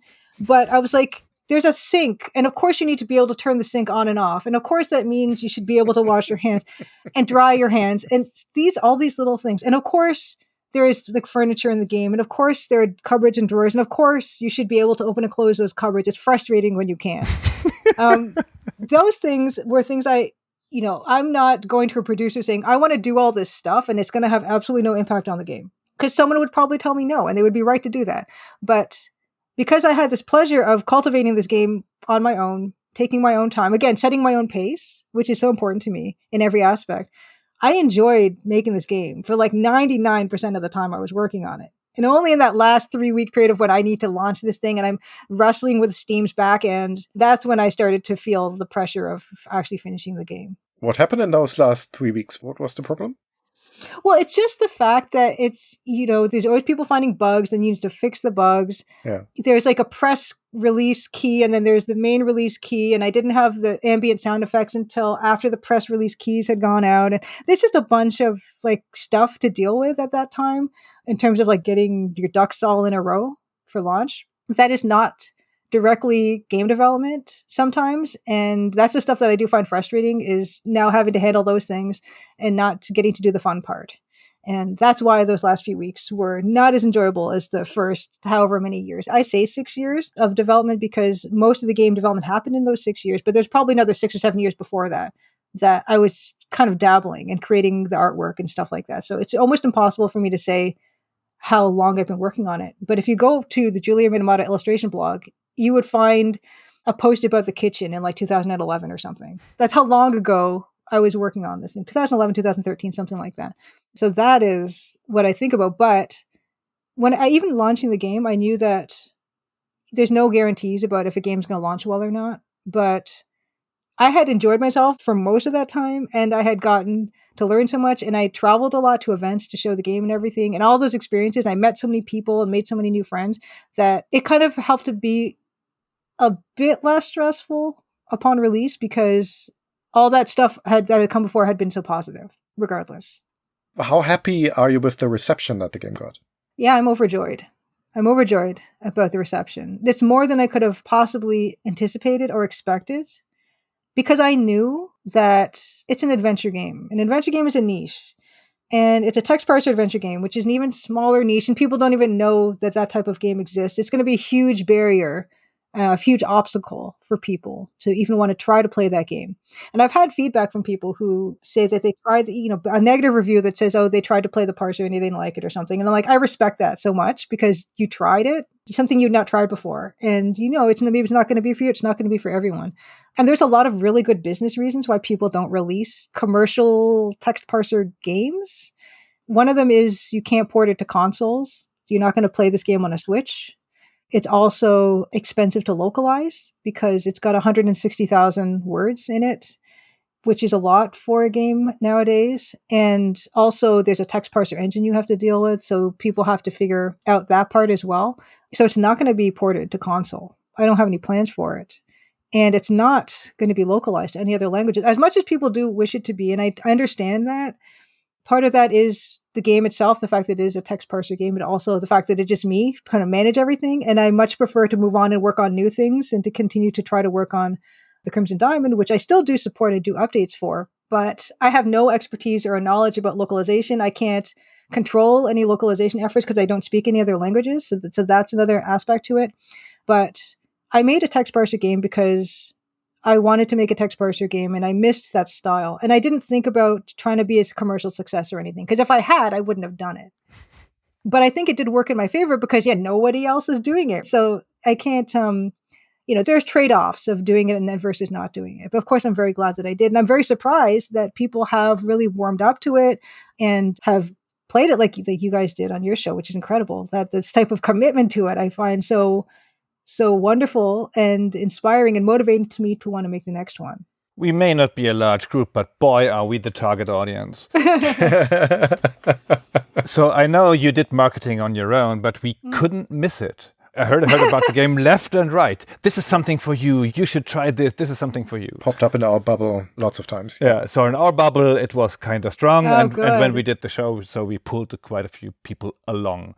The only thing that people struggled with, let me say this at the end, from our audience, is not the puzzles, but the English. Mm-hmm. So because obviously we're all Germans, and even I had...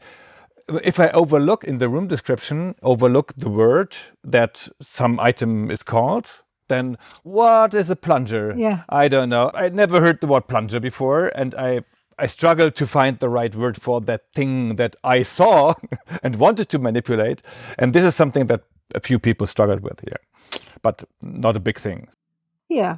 But like you said, because there's this group of people that love this type of game, then they were so enthusiastic and happy and excited and supportive when this game did come out. And I think that did really help because, you don't see this type of game very much anymore. So when people saw it, they got super excited. And that was wonderful. Also, I was streaming a lot of the game development on Twitch over the past, 5 years or so. And that really helped me connect with other streamers and particularly retro streamers who people are still playing Quest for Glory games. They're doing speed runs of Quest for Glory games. They're playing Space Quest. These games still live day to day in people's awareness. And because my game is so much like those games, and they were interested in playing it, they streamed it, they shared it with their communities.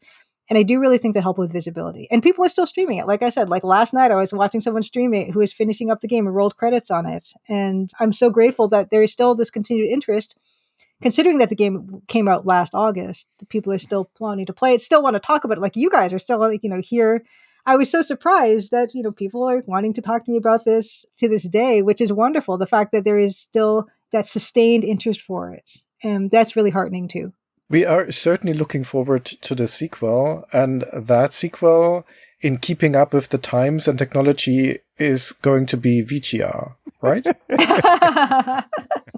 It's funny you mention that because this particular, this break year that I'm taking is not really that much of a break year because, as I mentioned, I developed with this other person this Playdate Season 2 game. And then I've been doing other little contracts here and there.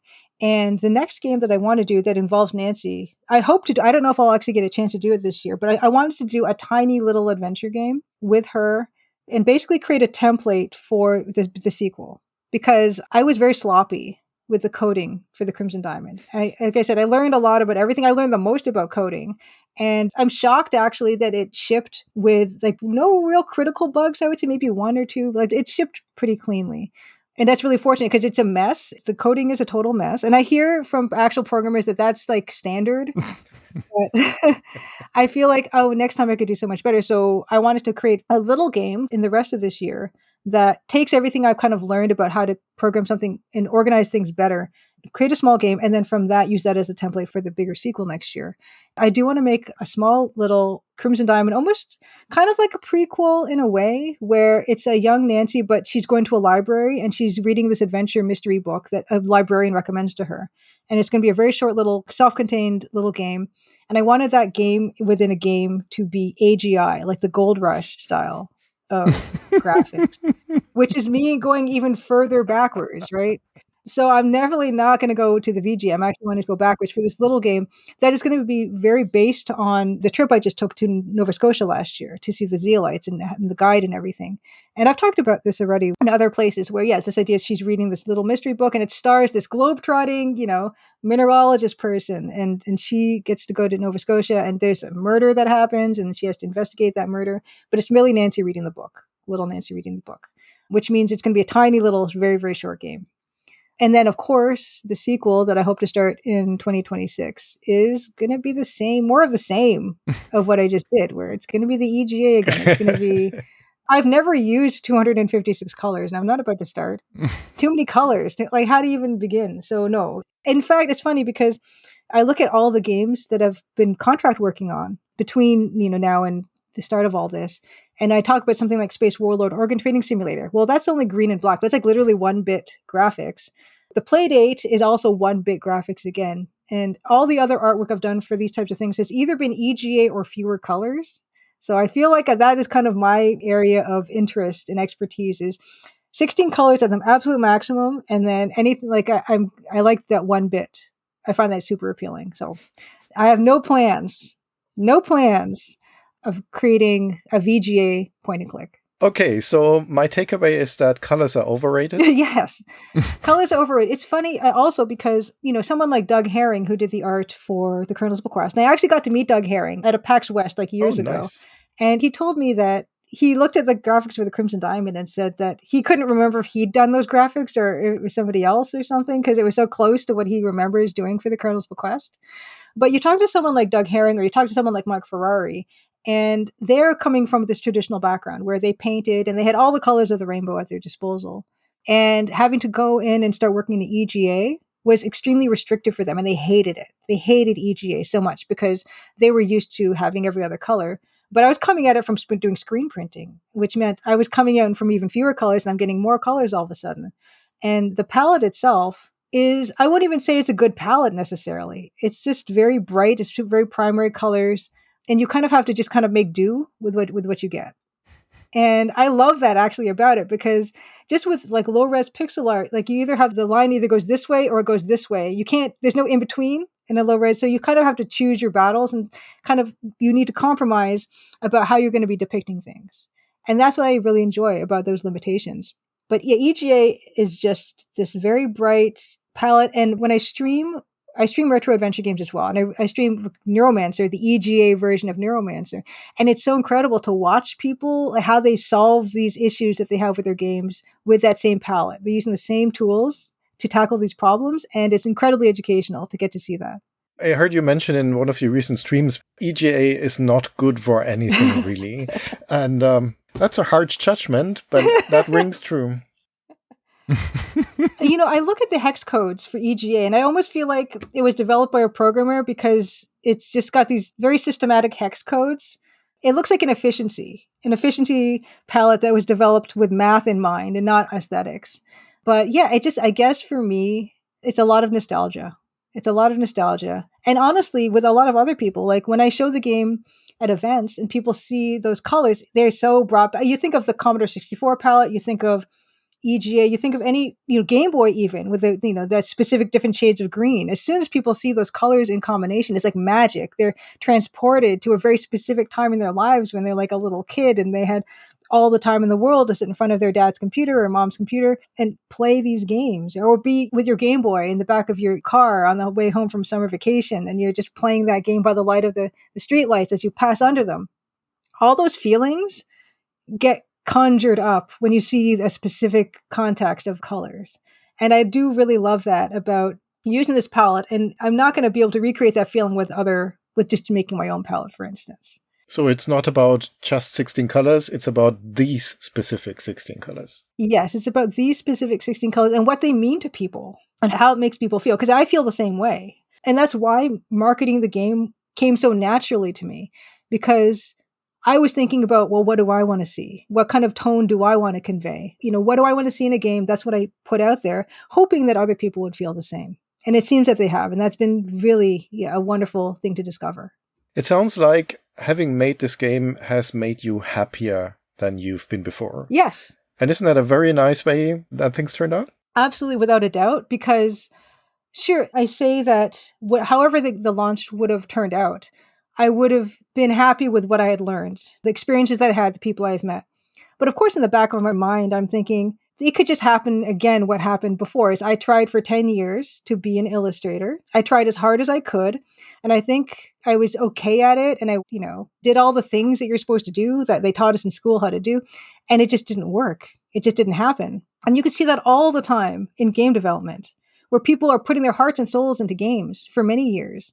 And they launch it, and then their game does not get the attention that it may deserve. It doesn't get people streaming it or talking about it as much as they would hope that it would be. So I was very prepared for that to happen. But at the same time, I'm thinking to myself, how am I going to deal with this?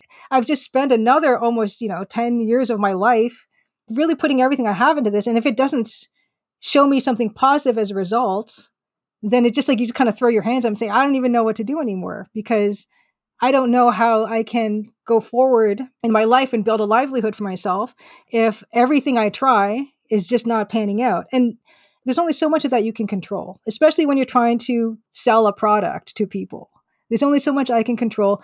The day I launched the Crimson Diamond on Steam, 86 other games launched on Steam that day.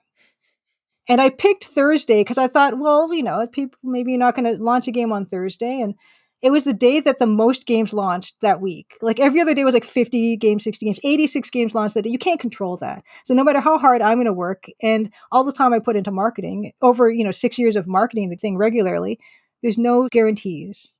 And I knew that, but feeling like at long last, something did pay off. Yeah. I mean, this is the best time of my life right now. So I'm always super happy to come and talk to people about it, because this is like my victory lap of getting to say, I finally got to do something that did well and got well received after all that time. And it's nice to know that sometimes it can work out. And at this point, you've already created a legacy, because that is something that persists. You've created a work that many people enjoy, and that will be part of the canon of computer games. So congratulations to that. We are very happy to hear that it panned out like that for you. And we're, of course, hoping that this continues. We, for one, are looking forward very much to a sequel and to that intermediary project. And I'm very sure that our listeners are looking forward to that as well. Julia, thank you so much for taking the time to talking to us today, for telling all these stories, and all the best for your future. Thank you so much. Thanks for having me. Das war unser Gespräch mit Julia und ihr hört jetzt von mir eine deutschsprachige Zusammenfassung. Ich schicke erstmal voraus, das hat richtig viel Spaß gemacht. Also ich denke, wer das Gespräch gehört hat, wird es auch schon an Julias Stimme und unseren Reaktionen gehört haben. Die war super sympathisch, hat wirklich viel Freude gemacht, mit ihr über das Spiel und die Entstehung zu sprechen. Wir hatten auch relativ früh im Gespräch so 2 Aha-Momente, soll ich sagen, 2 Fauxpas. Zum einen, wir haben rausgefunden im Gespräch mit Julia, dass wir den Namen von Margaret die ganze Zeit falsch ausgesprochen haben. Also die ist ja eine der Charaktere im Spiel. Und selbstverständlich hätten wir es Margot aussprechen müssen. Kanada hat ja auch einen französischsprachigen Teil in der Provinz Quebec und vermutlich kommt Margot oder zumindest ihr Name daher und logischerweise wird er also auch französisch ausgesprochen. Das war schon mal das Erste. Das Zweite ist, ich weiß nicht genau warum, aber ich bin davon ausgegangen, dass Julia sehr viel jünger ist, als sie das tatsächlich ist. Im Laufe des Gesprächs hat Gunnar sie dann auch ganz unbescheiden nach ihrem Alter gefragt. Das hat Julia so weggelacht und nur gesagt, naja, sie ist mit dem VC20 aufgewachsen. Damit wäre sie ja dann nur unwesentlich jünger als wir beide. Also wir wollen dieses Thema jetzt hier auch nicht weiter vertiefen, aber damit sind wir eigentlich schon beim Einstieg. Nämlich, wie kam Julia Julia denn überhaupt dazu, sich mit dieser Art von Spiel zu beschäftigen, also mit Adventures aus der EGA-Zeit, und das kommt schlichtweg aus ihrer Jugend. Sie hat uns erzählt, dass ihr Vater ein Early Adopter war, der hatte also einen VC20 zu Hause, dann einen IBM-PC, hat Spiele getauscht mit den Kollegen im Büro und sie hat ab und zu auch mal eine Big Box zum Geburtstag oder zu Weihnachten bekommen. Ihr erstes Adventure-Spiel war das allererste King's Quest und sie hat von sich gesagt, sie sei jetzt nicht sonderlich gut gewesen und sei bis heute nicht so gut im Spielen von schnellen, reaktiven Spielen. Sie mochte immer das Langsame von Adventures. Sie mochte lesen, sie mag Geschichten. Wir haben sie nach ihrem Lieblingsspiel gefragt und da hat sie bei King's Quest 4 angefangen und ist dann aber umgeschwenkt zu The Secret of Monkey Island als ihr absolutes Lieblingsspiel, und sie sagte, sie mag das Design von LucasArts am liebsten, auch das grafische Design. Ich war sehr enttäuscht, als ich das gehört habe. Ich hatte angenommen, dass ich sie mit in meinem Camp der Sierra-Unterstützer finde. Aber sie sagte dann zum Trost, naja, die ersten beiden Quest for Glory-Spiele seien auch zwei ihrer All-Time-Favorites, ihrer Lieblingsspiele. Julia sagte, in ihrer Jugend gab es keine Möglichkeit, in Richtung Game Design zu gehen. Was sie studiert hat, ist Kunst und Illustration. Sie hat keinen Abschluss in Fine Arts, also bildender Kunst, sondern sie sah sich damals schon als kommerzielle Künstlerin und hat unter anderem auch gelernt, ihre Kunst zu vermarkten, eigene Webseiten zu erstellen und so, mit dem Ziel, selbstständig Illustratorin und Grafikerin zu werden. Das hat sie dann auch fast 10 Jahre lang gemacht. Und sie erzählte uns ein bisschen frustriert, sie hat da wirklich viel Herzblut reingesteckt, hat alles gemacht, was ihr beigebracht wurde, um es irgendwie zu schaffen, als Illustratorin im Bereich von Zeitschriften und Zeitungen in der Zeit der Rezession, in einer Zeit, wo generell Print den Bach runtergegangen ist. Und trotz viel Anstrengungen ist es ihr nicht gelungen, da einen richtigen Fuß in die Tür zu bekommen, was dann letztendlich auch dazu geführt hat, dass sie sich mehr in Richtung Pixelart orientiert hat. Sie sagte, sie war in der Zeit frustriert und hat sich dann immer mal wieder an die schönen Momente der Jugend zurück erinnert, was für sie oft mit Adventure-Spielen in Verbindung stand. Und um das für sich persönlich irgendwie zurückzuholen, diese Zeit, hat sie dann angefangen, sich mit dem Erstellen von Adventures zu beschäftigen. Nun hatte sie damals keine Erfahrung mit dem Programmieren und musste also erstmal warten, bis passende Tools zur Verfügung standen. Wir reden jetzt hier von den 2010er Jahren. Julia sagt, sie hat über YouTube neue Adventures damals entdeckt. Neu im Sinne von sehen alt aus, sind aber neu gemacht. Und hat darüber herausgefunden, dass viele davon entstanden sind mit einem Tool namens Adventure Game Studio, AGS. Das ist eine Software, die seit 1997 existiert. Seit 2010 ist sie quelloffen und wird seitdem von einer Open-Source-Community aktiv gepflegt. Julia beschrieb das als eine gut zugängliche, gut benutzbare Software, selbst für sie als Laien. Und insbesondere fand sie die Community sehr hilfreich. Sie hat sich da in den zugehörigen Foren und dem Discord Hilfe geholt und immer schnell Ratschläge bekommen. Gunnar hat sie dann auch gefragt, ob es in AGS irgendwelche Limitationen gab, die sie eingeschränkt haben, Dinge, die sie nicht umsetzen konnte. Und darauf sagte sie, nee, ihre Vorstellungen für das Spiel waren von vornherein sehr konventionell. Sie hatte jetzt nichts Revolutionäres damit vor, deswegen sei das alles gegangen. Also sowas wie zum Beispiel die Arcade-Sequenzen, die wir in Sierra-Spielen der Zeit damals ja häufig hatten, wollte sie von vornherein gar nicht im Spiel haben. Na, damit musste sie sich nicht auseinandersetzen. Und eine der Vorteile von AGS ist auch, dass da ab Werk ein Textparser mit dabei ist. Laut Julia einer, der sehr zugänglich ist und auch problemlos erweiterbar ist um eigene Worte. Was ihr auch wichtig war, weil ihr war schon klar, wenn sie ihr Spiel kommerziell vertreiben will, wird das vermutlich eine Zugangshürde sein, diese Texteingabe. Aber da kommen wir dann gleich nochmal dazu. Nun sind wir also in dieser Zeit, wo Julia anfängt, sich mit dem Gedanken zu tragen, ein Spiel zu machen. Und ihrer Beschreibung nach ging das also weit zurück. Sie hat schon in den frühen 2010er Jahren angefangen, erste Skizzen und Vorüberlegungen dazu zu machen, wo es noch weit weg war, der Gedanke, dass das wirklich mal ein vollwertiges Spiel sein könnte, sondern da ging es eher um die Beschäftigung mit Pixelart. Wir haben Julia gefragt, wie sie eigentlich ihren Stil als Illustratorin beschreiben würde. Und sie sagte, sie hat sich anfangs nach der Ausbildung spezialisiert auf Silkscreen Printing, also auf Siebdruckgrafiken. Das bedeutet, ein Bild wird in einzelne Elemente, in Schichten zerlegt und die werden dann in einzelnen Farben übereinander gedruckt. Und da hat das schon angefangen, dass sie ihre Farbpalette reduziert hat, auch um den Aufwand vertretbar zu halten. Sie sagte, sie hat damals mit maximal 6 Farben gearbeitet.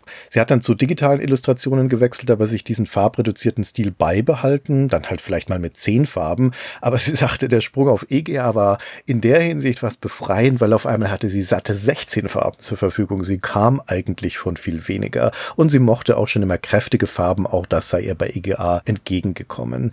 Und das Arbeiten innerhalb dieser Limitationen, also strenge Auflösungslimitationen in Pixelgrafik und reduzierte Farben, ist etwas, was ihr grundsätzlich liegt. Nach diesen ersten Experimenten mit Pixelgrafik ging die eigentliche Planung und Entstehung von The Crimson Diamond durch, grob gesagt, 3 Phasen.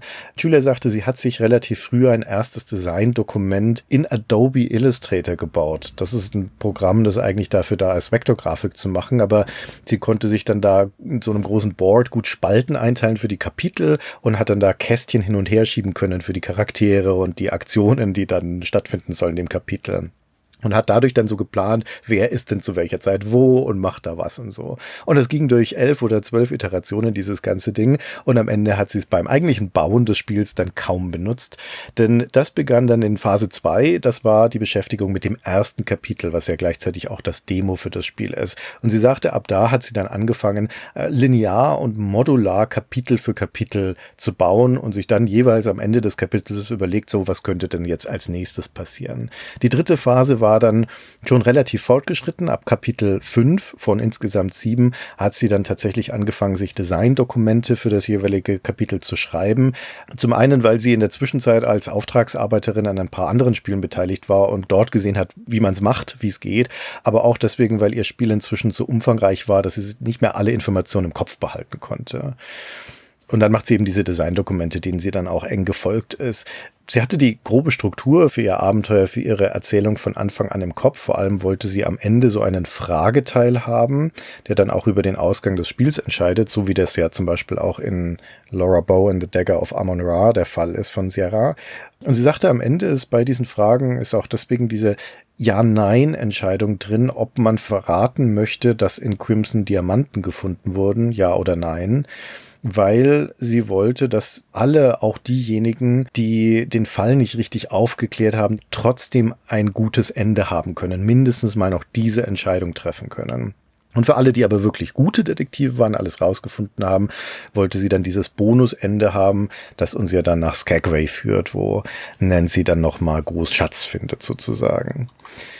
Am Ende, als das Spiel fertig war, sagte Julia, hat sie nochmal in ihren ursprünglichen Adobe Illustrator-Plan geguckt und festgestellt, dass immerhin ungefähr 70% ihrer Pläne es dann auch ins fertige Spiel geschafft haben. Sie hatte auch ein hübsches Beispiel für so Veränderungen. Ursprünglich sagte Julia, sollte Evan sterben, nicht Margot. Deswegen lautet sein Name im Code des Spiels auch Body, also Leiche. Das ist abgeleitet von Mr. Body aus Cluedo, dem Opfer dort. Bei uns in der deutschen Version heißt der Dr. Schwarz. Aber das ist eine der Sachen, die sich dann im Laufe der Entwicklung geändert haben. Und Julia sagte, sie wollte auf jeden Fall einen Krimi schreiben, das war ihr schon klar, aber nicht unbedingt eine Murder Mystery, also nicht zwangsläufig etwas mit einem Mord oder mehreren Morden. Diese Entscheidung dauerte eine Weile, also wie gesagt, Evan war anfangs als Opfer geplant, dann aber doch nicht, dann wird's Margot. Und sie hat also auch lange Zeit geheim gehalten, ob es überhaupt einen Mord gibt, hat darüber nichts gesagt. Die Demo des Spiels ist im Februar 2020 erschienen, das ist das erste Kapitel und es dauerte dann ja noch 4 Jahre, bis das Spiel tatsächlich erschienen ist. Die einzige Person, sagte Julia, die vorab erfahren hat, ob es einen Mord gibt im Spiel oder nicht, sei Roberta Williams gewesen, die legendäre Spieldesignerin. Denn Julia hat sie wohl 2023 auf einem Adventure-Fan-Treffen getroffen, hat ihr einen Key für das Spiel gegeben und Roberta wollte dann wissen, wie es weitergeht. Und da hat Julia ihr das wohl verraten. Warum hat die Entwicklung eigentlich so lange gedauert? Also wir reden hier im Kern, als Julia klar war, ja, ich will das jetzt tatsächlich als Spiel entwickeln bis zum Release von 6 bis 7 Jahren. Nun, zum einen sagte sie, sie musste das ja alles erstmal lernen. Sie musste sich ja das ganze Programmieren in AGS und so beibringen. Und dann zum anderen war das über viele Jahre ein Hobby, das sie neben der Vollzeitarbeit gemacht hat. Sie hat Auftragsarbeiten als Illustratorin gehabt, auch dann zunehmend in der Spielebranche. Hat dann gerade in den letzten Jahren auch für einige Indie-Spiele illustriert, zum Beispiel Space Warlords Organ Trading Simulator, Witch Strandings oder Recommendation Dog, das ist ein Spiel für das Playdate Handheld. Das sind schon Spiele, da sieht man, das ist Oldschool-Pixel-Grafik. Das ist überwiegend sogar 1-Bit, also nur mit 2 Farben oder mit so Gameboy-artigen Graustufen. Also auch da blieb Julia ihrem Stil treu. Und sie hat auch für die Jubiläumsausgabe von Monkey Island was beigesteuert. Limited Run Games haben zum 30-jährigen Jubiläum von Monkey Island die Monkey Island Anthology rausgebracht. Und da sind diverse Beigaben dabei, unter anderem auch ein Buch über die Entstehungsgeschichte der Serie. Und darin befinden sich Pixel-Art-Porträts von Ron Gilbert, Tim Schafer, Dave Grossman und so. Und die stammen auch von Julia. Außerdem, sagt sie, ist sie in diesen Jahren der Entstehung auch oft auf Events gereist, auf so Indie-Showcases und sowas, um einfach ihr Spiel herumzuzeigen, um auch ein bisschen die Werbetrommel zu rühren. Und sie hat auch parallel dazu über viele Jahre hinweg den Entstehungsprozess gestreamt. Und erst in den letzten beiden Jahren hat sie mehr Zeit und am Ende auch Vollzeit in das Spiel investiert. Das war aber alles in allem ein sehr angenehmer Prozess für sie, sagte sie, bis auf die letzten 3 Wochen, wo es dann stressig wurde und die letzten Bugs gefixt werden mussten und die Pressekeys verschickt und so weiter. Es gab zum Beispiel auch ein Handbuch für das Spiel als PDF, das Julia erstellt hatte, aber sie hat sich am Ende entschieden, das nicht zu veröffentlichen, weil es nicht mehr dem aktuellen Stand des Spiels entsprochen hat und sie hatte dann am Schluss schlichtweg keine Zeit mehr, um das noch zu aktualisieren. Jetzt reden wir mal über das Spieldesign. Ich habe gerade schon Roberta Williams erwähnt und Roberta Williams ist ja nicht nur die Schöpferin von King's Quest, sondern auch von The Colonel's Bequest. Das Spiel, das allein visuell schon offensichtlich ein Vorbild für The Crimson Diamond war. Das hat Julia natürlich auch bestätigt. Sie sagte, sie mochte King's Quest immer sehr gern, aber was ihr an The Colonel's Bequest besser gefallen hat, war der Schauplatz. Das Haus fand sie immer besser als die offene Welt. Sie hat von sich gesagt, ich bin eine Indoor-Person, also jemand, der lieber drin ist als draußen.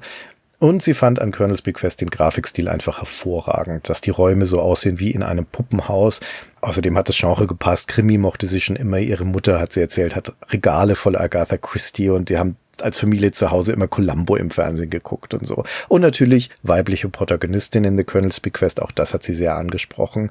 Plus diese Kombination aus EGA-Grafik und Textparser trifft genau ihre Vorliebe für Adventures. Sie hat es ja vorhin schon gesagt, diese Nostalgie, die sie selbst auch gesucht hat, die wiederzufinden, indem sie so etwas macht wie die Adventures, die sie in ihrer Jugend geliebt hat. The Colonel's Bequest hatte ja nur einen Nachfolger bekommen, The Dagger of Amun-Ra, und dann kam von Sierra nichts Vergleichbares mehr. Julia wollte diese Art von Spielerfahrung gerne wieder erleben, musste sie dann halt selber machen. Nun unterscheidet sich The Crimson Diamond durchaus auch von The Colonel's Bequest. The Colonel's Bequest ist ja eine klassische Mordreihe wie in Agatha Christie's und dann gab es keines mehr, also da sterben nacheinander die Protagonisten weg. Und Julia sagte, ja, das ist eigentlich spielmechanisch ein Vorteil, weil je weniger Leute es sind, desto weniger Faktoren muss man beachten. Wer ist denn wo, zu welchem Zeitpunkt und so weiter. Aber erzählerisch ist es schwieriger, weil alle müssen plausible Motive haben, warum sie sich jetzt gegenseitig umbringen wollen könnten. Sich das glaubwürdig auszudenken, fand sie schwierig und The Colonel's Bequest und Dagger of Amun-Ra seien in der Hinsicht auch nicht sonderlich überzeugend gewesen, womit sie recht hat. Also lieber weniger Tote, dafür bessere Handlungsmotivationen. Und das andere Ding, was sie an The Colonel's Bequest nicht mochte, ist diese Möglichkeit, dass man aus Versehen die Zeit fortschreiten lassen kann, nur weil man auf eine Szene stößt, von der man gar nicht wusste, dass die jetzt hier stattfinden wird. Das hat hier so ein bisschen die Erkundung vergällt, weil man dann ja unabsichtlich Dinge überspringen kann. Das wollte sie für Crimson Diamond auf jeden Fall vermeiden. Also sie wollte, dass die Spielenden immer selbst entscheiden können, wann das Spiel fortschreitet. Da ist später in der Entwicklung zum Beispiel auch noch der Befehl Review dazugekommen, mit dem man immer sehen kann, was ist denn jetzt die nächste Aktion, die dazu führen wird, dass das Spiel fortschreitet. Und deswegen gibt es in The Crimson Diamond auch kein Uhrzeitsystem, wie das ja noch in Colonel's Bequest der Fall war. Es gab aber noch eine Inspiration aus dem Sierra-Kanon, nämlich Quest for Glory. Wir haben es vorhin schon erwähnt. Julia mochte die Serie sehr.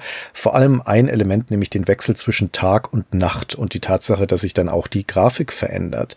Das wollte sie unbedingt auch in Crimson Diamond haben. Da sprach so ein bisschen wieder die Illustratorin aus ihr. Die fand das sehr reizvoll, Szenen sowohl bei Tag als auch bei Nacht gestalten, zeichnen zu können. Aber dafür war natürlich ein längerer Handlungszeitraum notwendig als in The Colonel's Bequest. Das spielte innerhalb einer Nacht und hier braucht man dann logischerweise mehr Zeit. Deswegen haben wir jetzt mehrere Tage Zeit in The Crimson Diamond. Was auch den Vorteil hat, dass es den Erkundungsaspekt verstärkt. Wie sieht denn etwas, was ich schon bei Tag gesehen habe, jetzt bei Nacht aus? Und Dinge können sich im Spielverlauf ja auch verändern an den Orten, die man schon mal gesehen hat. Apropos Orte.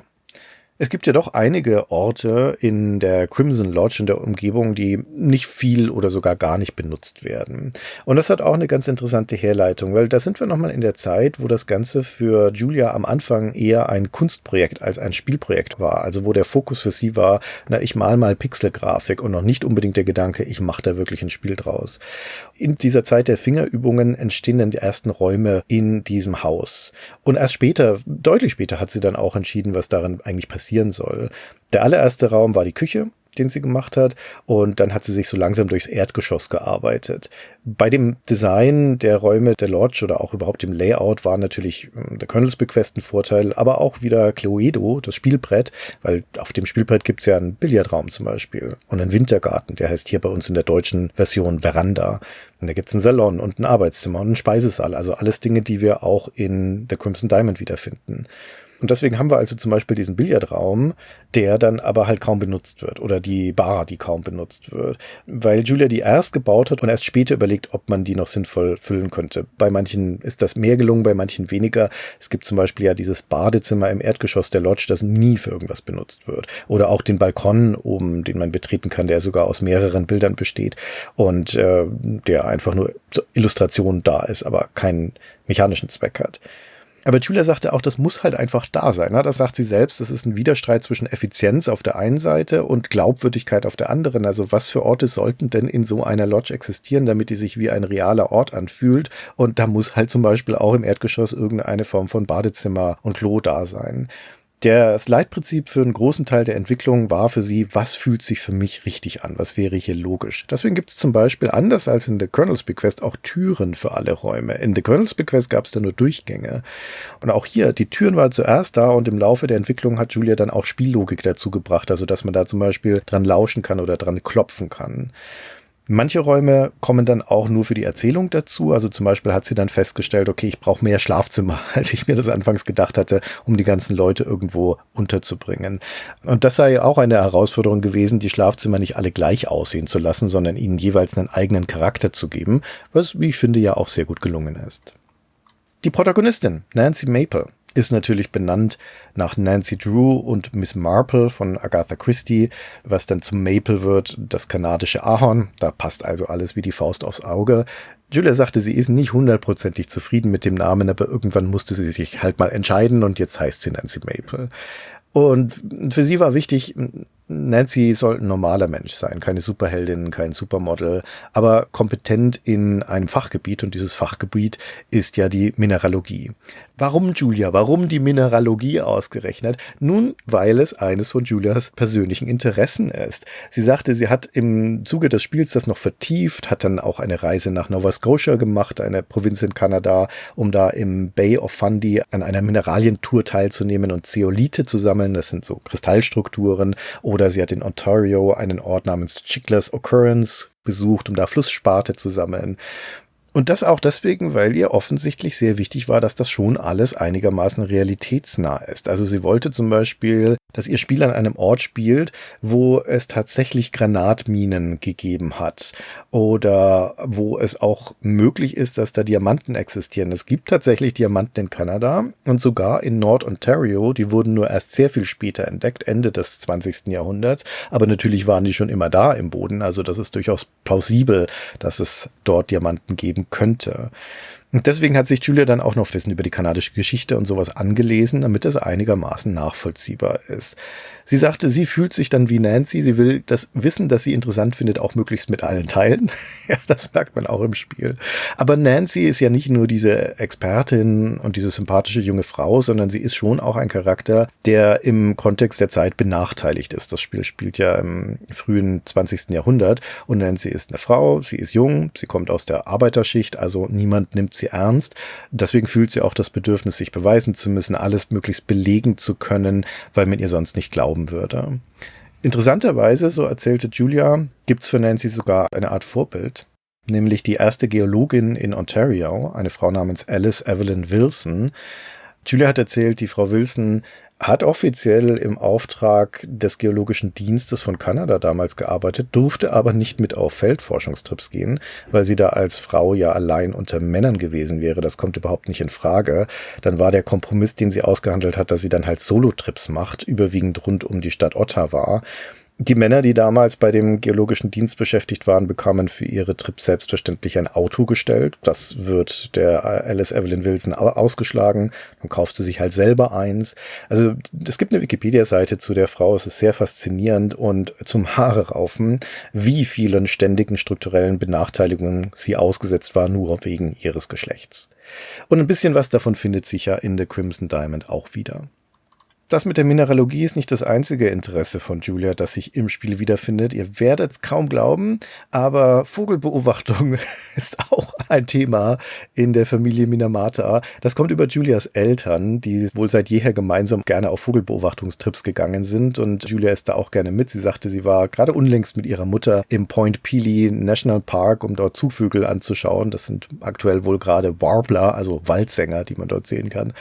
Kimi, also der Charakter Kimi im Spiel, ist eine Referenz sowohl an Julias Mutter als auch an Julias Vater.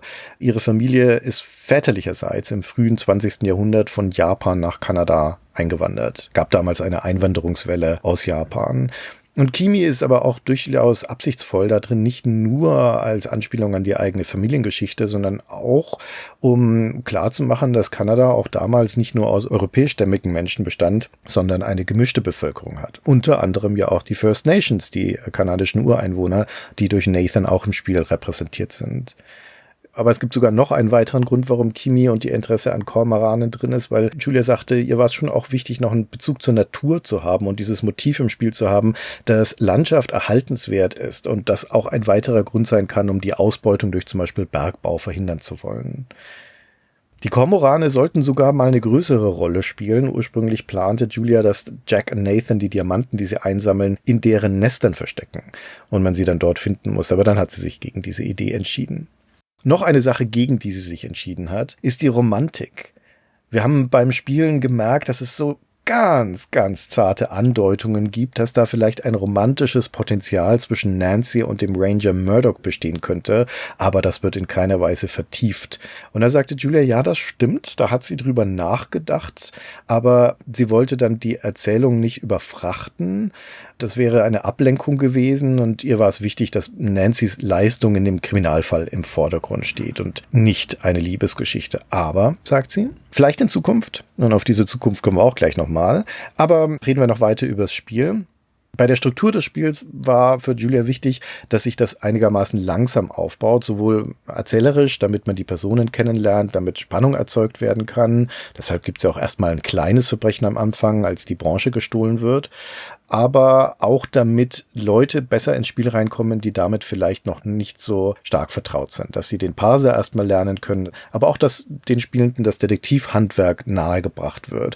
Also zum Beispiel lernt man ja vergleichsweise früh im Spiel, dass man Gespräche belauschen kann, indem man mit dem Glas an der Tür horcht oder wie man Fingerabdrücke nimmt. Das wird einem einmal erzwungen im Laufe der Handlung und ab dann muss man es aber selber einsetzen können als detektivisches Handwerkszeug. Das war Julia wichtig, weil im Zuge der langen Entwicklung kam dann schon der Punkt, wo klar war, ich werde das als Spiel kommerziell rausbringen und dann möchte ich damit schon auch Geld verdienen. Aber wir hatten es vorhin schon kurz angedeutet, sie wusste auch, so wie das Spiel aussieht und so wie man das Spiel bedient mit dem Parser, wird es eine große Einstiegshürde für Menschen sein. Deswegen hat sie dann angefangen, viel Fokus drauf zu legen, dass das Spiel weniger abschreckend ist, dass es zugänglich ist, dass es ein Tutorial bekommt, dass es die Menschen nicht überfordert. Da kam das Notizbuch zum Beispiel ins Spiel. Deswegen hat sie auch von Anfang an einen Link zu einem Online-Hintbook mitgeliefert, dass man, wenn man feststeckt, das nachgucken kann. Und das ist ganz interessant, weil für Julia ist es nicht wichtig, dass die Leute sich an den Rätseln die Zähne ausbeißen, sondern für sie ist es, das hat sie mehrmals betont, für sie ist es viel wichtiger, dass die mit einer positiven Erfahrung rausgehen aus dem Spiel. Und dann sollen sie halt lieber die Lösung auch bei der Hand haben, als statt, dass sie da frustriert sind. Für sie ist es dann am Ende ein großes Kompliment, dass viele Leute ihr gesagt haben, sie hatten so eine Art von Spiel noch nie gespielt, aber trotzdem Freude mit The Crimson Diamond gehabt. Die Rätsel, die im Spiel sind ja unterschiedlich komplex. Wir haben uns dann bei Julia beklagt. Beklagt über das Nessa-Rätsel zum Beispiel. Wer unsere Staffel gehört hat, weiß, wir waren etwas perplex, dass man Nessa in der Mine mit dem Vorhängeschloss hätte fesseln sollen. Ich habe Julia gefragt, ob sich generell Leute über die Rätsel beklagt hätten, woraufhin sie sagte, nee, eigentlich nicht. Vermutlich eben, weil es die Lösung gab. Subtext, ja, hättet ihr mal auch in die Lösung geschaut. Aber sie sagt, ja klar, es gab schon Stellen, wo Leute feststeckten, zum Beispiel bei dem Rätsel, wie bekomme ich den Fingerabdruck aus Jacks Keks raus. Und sie gab uns am Ende recht, dass das mit dem Fesseln von Julia ein etwas unfaires Rätsel sei. Das war ihr Wort, unfair, nicht unseres. Aber sie sagt zur Verteidigung, dass sie das zu einem Zeitpunkt eingebaut hat, als sie das Spiel einfach fertig bekommen wollte. Also relativ spät. Sie hat sogar erzählt, dass ursprünglich das Seil, das man ja braucht bei der Lodge, um das Glas aus dem Fluss zu fischen, dass man das ursprünglich wieder mitnehmen konnte. Sodass also bei der Szene in der Mine, wo man Nessa dann hochgezogen hat, man das Seil im Inventar hätte haben können, zusätzlich oder parallel zum Vorhängeschloss. Und da hätten ihre Tester dann aber gesagt, ja, warum kann ich denn Nessa jetzt damit nicht fesseln? Ich habe doch das Seil dabei. Und das ist aber, wie gesagt, zum Zeitpunkt der Entwicklung gewesen, wo Julia sagte, nee, ich habe keinen Kopf mehr dafür, jetzt eine Animation zu machen. Dann verhindere ich, dass man das Seil mitnehmen kann. Also das ist offensichtlich eine sehr pragmatische Entscheidung gewesen. Wir haben uns auch über das Marmeladensymbol beschwert, das Evan da an die Wand malt. Und da war Julia allerdings, da ist sie dann nicht mitgegangen. Da sagte sie, nee, das passt schon. Denn erstens, Evan musste ja sicherstellen, dass Nessa und Corvus, seine Entführer, nicht Lunte riechen. Also der kann da nicht einfach Mine hinschreiben. Das würden sie ja dann wohl erkennen. Und zum anderen hat er sicher auch nicht viel Marmelade zur Verfügung gehabt von der Handvoll Kekse in seiner Tasche. Das muss also irgendwas Kompaktes sein, was er da zeichnet. Damit war sie im Reinen mit diesem Rätsel. Wir haben ihr erzählt, dass wir manchmal Schwierigkeiten hatten, Zeiträume einzuschätzen und vor allem Distanzen einzuschätzen. Also vor allem, wie weit weg ist denn das Bergwerk, das alte, jetzt von der Lodge.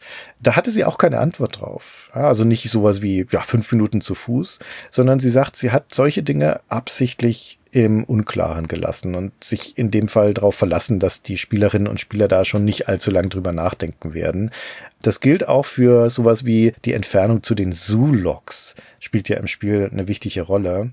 Julia sagte, also ihrer Vorstellung nach ist das Crimson Ontario, dieses fiktionale Dorf, irgendwo in den James Bay Lowlands. Das ist ein riesiges Feuchtgebiet im Nordosten von Ontario. Das ist eine riesige Bucht, die James-Bucht. Und da drumherum sind diese Lowlands. Es hilft uns bei der Ortsbestimmung nicht viel weiter, weil das ist ein sehr, sehr weites Gebiet. Aber die Zoologs sind am anderen Ende der Provinz im Süden von Ontario an den Great Lakes an der Grenze zu den USA. Wenn man heutzutage Google Maps bittet, da mal eine Route mit dem Auto auszurechnen, dann scheitert es daran. Da scheint es keine durchgehende Straße zu geben im Jahr 2025. Wo wir gerade dabei sind, Julia sagte, sie sei sich auch gar nicht sicher, ob damals überhaupt eine Zugstrecke so hoch in den Norden von Ontario existiert hat. Zumindest heute gibt's die. Also wenn man von Toronto da hochreisen möchte zum James Bay, dann sind das 26 Stunden Reisezeit im Zug. Aber das sind dann natürlich wieder kreative Zugeständnisse. Ne? Irgendwie muss Nancy ja da hochkommen und dann fährt sie eben mit dem Zug, ob es das jetzt damals gab oder nicht. Gunnar und ich hatten am Ende des Spiels ja einige offene Fragen. Die haben wir Julia vorgelegt. Vorweggeschickt, das Spiel wurde über viele Jahre hinweg entwickelt. Allein eben 4 Jahre zwischen der Demo und dem Full Release. Und Julia sagte nachvollziehbarerweise, in so einem langen Zeitraum vergisst man dann auch schon mal Details.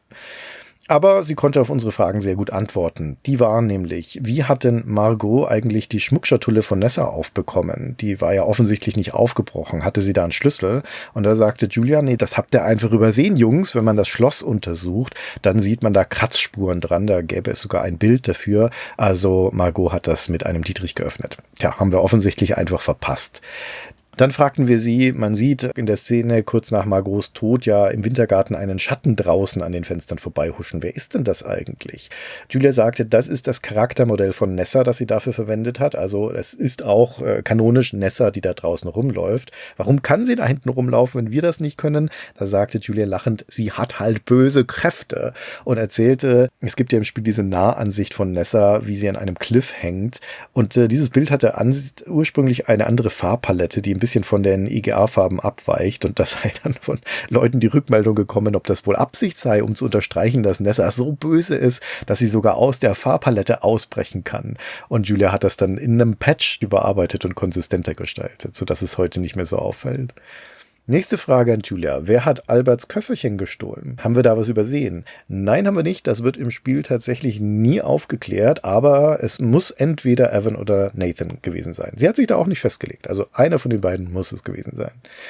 Wir wollten wissen, Jack und Nathan stopfen ja die Diamanten in den Salzsack im Räucherhäuschen. Was haben sie denn damit vor eigentlich? Müssen wir davon ausgehen, dass da über Jahre angesammelte Diamanten drin sind? Und da sagte Julia, nee, es wird im Spiel ja erklärt, was sie bisher mit den Diamanten gemacht haben, nämlich die haben sie einfach zurück in den Fluss geworfen und erst nach diesem Diamantenfund in dem Fisch sind sie zu der Überzeugung gekommen, dass sie das nicht mehr machen können. Also das Versteck im Sack ist einfach noch ziemlich neu und deswegen haben die beiden auch noch gar keinen Plan eigentlich, keinen ausformulierten Plan, was damit geschehen soll. Und zu guter Letzt, im Schlafzimmer von Evan und Margot ist auf dem Kaminsims ein leerer Fotorahmen. Was hat's denn damit auf sich? Und das ist offensichtlich eines von diesen Relikten aus vielen Jahren Entwicklungszeit. Die Zimmer sind ja schon Jahre vorher entstanden, als Julia das alles entworfen hatte. Und da steckte zu dem Zeitpunkt kein großer Plan dahinter, warum da ein leerer Fotorahmen drin ist. Oder wenn es einen gab, hat sie es wieder vergessen. Sie spekulierte, vielleicht war da mal ein Familienfoto mit Nessa drin und Evan hat das im Zorn dann irgendwann mal da rausgenommen. Und das klingt ja einigermaßen nachvollziehbar. Nun, insgesamt, ihr wisst es, wenn ihr die Staffel gehört habt, hat uns The Crimson Diamond sehr gut gefallen. Und das haben wir Julia natürlich auch gesagt, dass das ein tolles Spiel ist, sehr schöne Gespräche und ein spannender Fall. Sie hat sich über unser Lob gefreut und sie sagte, sie freut sich generell über das Lob, vor allem für die Handlung, weil sie vorher noch nie was geschrieben hat. Das ist tatsächlich ihre Debütgeschichte. Das Spiel, sagte sie, kam auch wirklich sehr gut an. Sie ist sehr begeistert über das positive Echo und den Erfolg, den das hatte. Und das, obwohl dieses Text-Adventure-Genre ja handfeste strukturelle Nachteile hat. Jetzt mal abgesehen davon, dass das halt einen gewöhnungsbedürftigen Grafikstil hat und dass man erstmal damit zurechtkommen muss, dass das einen Textparser hat. Aber so ein Textparser-Spiel ist zum Beispiel auch nicht konsolenkompatibel. Das wird nie auf die Switch kommen, sagte sie. Sie hat auch keine Pläne, da irgendwelche Konsolenports zu machen. Und der andere Nachteil ist, das wird wohl auch nie übersetzt werden, weil das schlichtweg zu teuer wäre. Das sei zu viel Text. Wie sagte, 160.000 Wörter. Das wäre ungefähr das Doppelte eines typischen Romans, was da in Text drinsteckt. Julia sagte selbst, sie hat da viele Anfragen bekommen. Viele Menschen wünschen sich, das in anderen Sprachen zu spielen. Können wir aus unserer Community ja auch bestätigen. Aber sie wird das nicht machen. Also zumindest nicht offiziell. Unter anderem auch deswegen, weil sie das nicht kontrollieren kann, weil sie da die Qualität nicht sicherstellen kann. Im Nachgang, das war jetzt nicht im Interview zu hören, aber wir haben uns im Nachgang noch mit ihr unterhalten. Und da sagte sie da dazu dann noch, also das gilt für offizielle Übersetzungen. Womit sie kein Problem hat, ist Fernübersetzungen. Wenn irgendjemand also das übersetzen möchte und dann sozusagen als Mod anbietet, ohne dass Julia das selbst supporten muss, dann alles in Ordnung. Was außerdem ja auch nicht im Spiel ist, ist Sprachausgabe. Zum einen ist es auf der einen Seite natürlich eine Kostenentscheidung, also gerade so viel Text zu vertonen, das wäre extrem teuer gewesen. Aber sie sagte, das Spiel profitiert davon auch, dass es keine Sprachausgabe hat, weil sie muss dann halt auch keine Rücksicht darauf nehmen, dass irgendwelche Sprache schon festgefügt ist. Sie hat bis zum Schluss Texte umgeschrieben, Sachen korrigiert, ja später auch in den Patches dann diverse Sachen noch angepasst und geändert und ausgearbeitet. Und das wäre viel schwieriger, wenn überhaupt möglich gewesen, wenn da jeweils auch immer eine Sprachausgabe dazu hätte existieren müssen. Abgesehen davon, erzählte sie ein bisschen augenzwinkert, findet sie es toll, Let's Plays anzugucken, wo die Leute den Charakteren im Spiel ihre eigenen Stimmen geben. Die Stimmen nachmachen. Kann ich mir gut vorstellen. Julia hat das Spiel jetzt über die letzten Monate mit Updates gepflegt, aber sie sagte auch, naja, sie will nicht ewig Zeit mit The Crimson Diamond verbringen, sondern was Neues anfangen. Und was ist dieses Neue? Naja, es wird natürlich eine Fortsetzung sein. Also Crimson Diamond 2 confirmed, aber Entwicklungsstart ist vermutlich erst nächstes Jahr. Dafür dann in Vollzeit und mit dem Fokus und der Erfahrung, die Julia jetzt hat. Also sie sagt, das wird dann dieses Mal keine 7 Jahre dauern. Warum erst nächstes Jahr? Zum einen, weil sich Julia eine Regenerationspause nach Crimson Diamond gönnt. Sie nannte das ihr Pausenjahr. Zum anderen, weil sie parallel andere Auftragsarbeiten hat. Sie arbeitet durchaus noch an anderen Spielen mit als Freiberuflerin. Ihr Plan ist es aber, vielleicht noch in diesem Jahr ein kleines Zwischenspiel mit Nancy Maple zu veröffentlichen. Und zwar hauptsächlich zur Vorbereitung auf den Nachfolger, denn der Code von The Crimson Diamond ist ja nun über viele Jahre gewachsen und der sehe furchtbar aus, sagte Julia. Sie kann das alles inzwischen besser und da möchte sie gerne eine solide Grundlage für die Fortsetzung schaffen.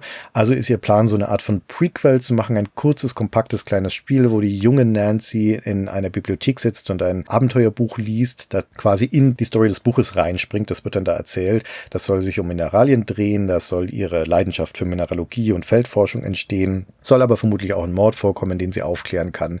Und der besondere Gag ist, dieses Spiel im Spiel soll dann den Grafikstil der noch früheren Sierra-Spiele haben. Der AGI-Zeit, also der ersten Engine von Sierra, sowas wie das erste King's Quest oder Julias Beispiel war Gold Rush. Das ist zwar nominell auch EGA, aber der Stil ist deutlich einfacher als das, was wir in The Crimson Diamond zum Beispiel gesehen haben.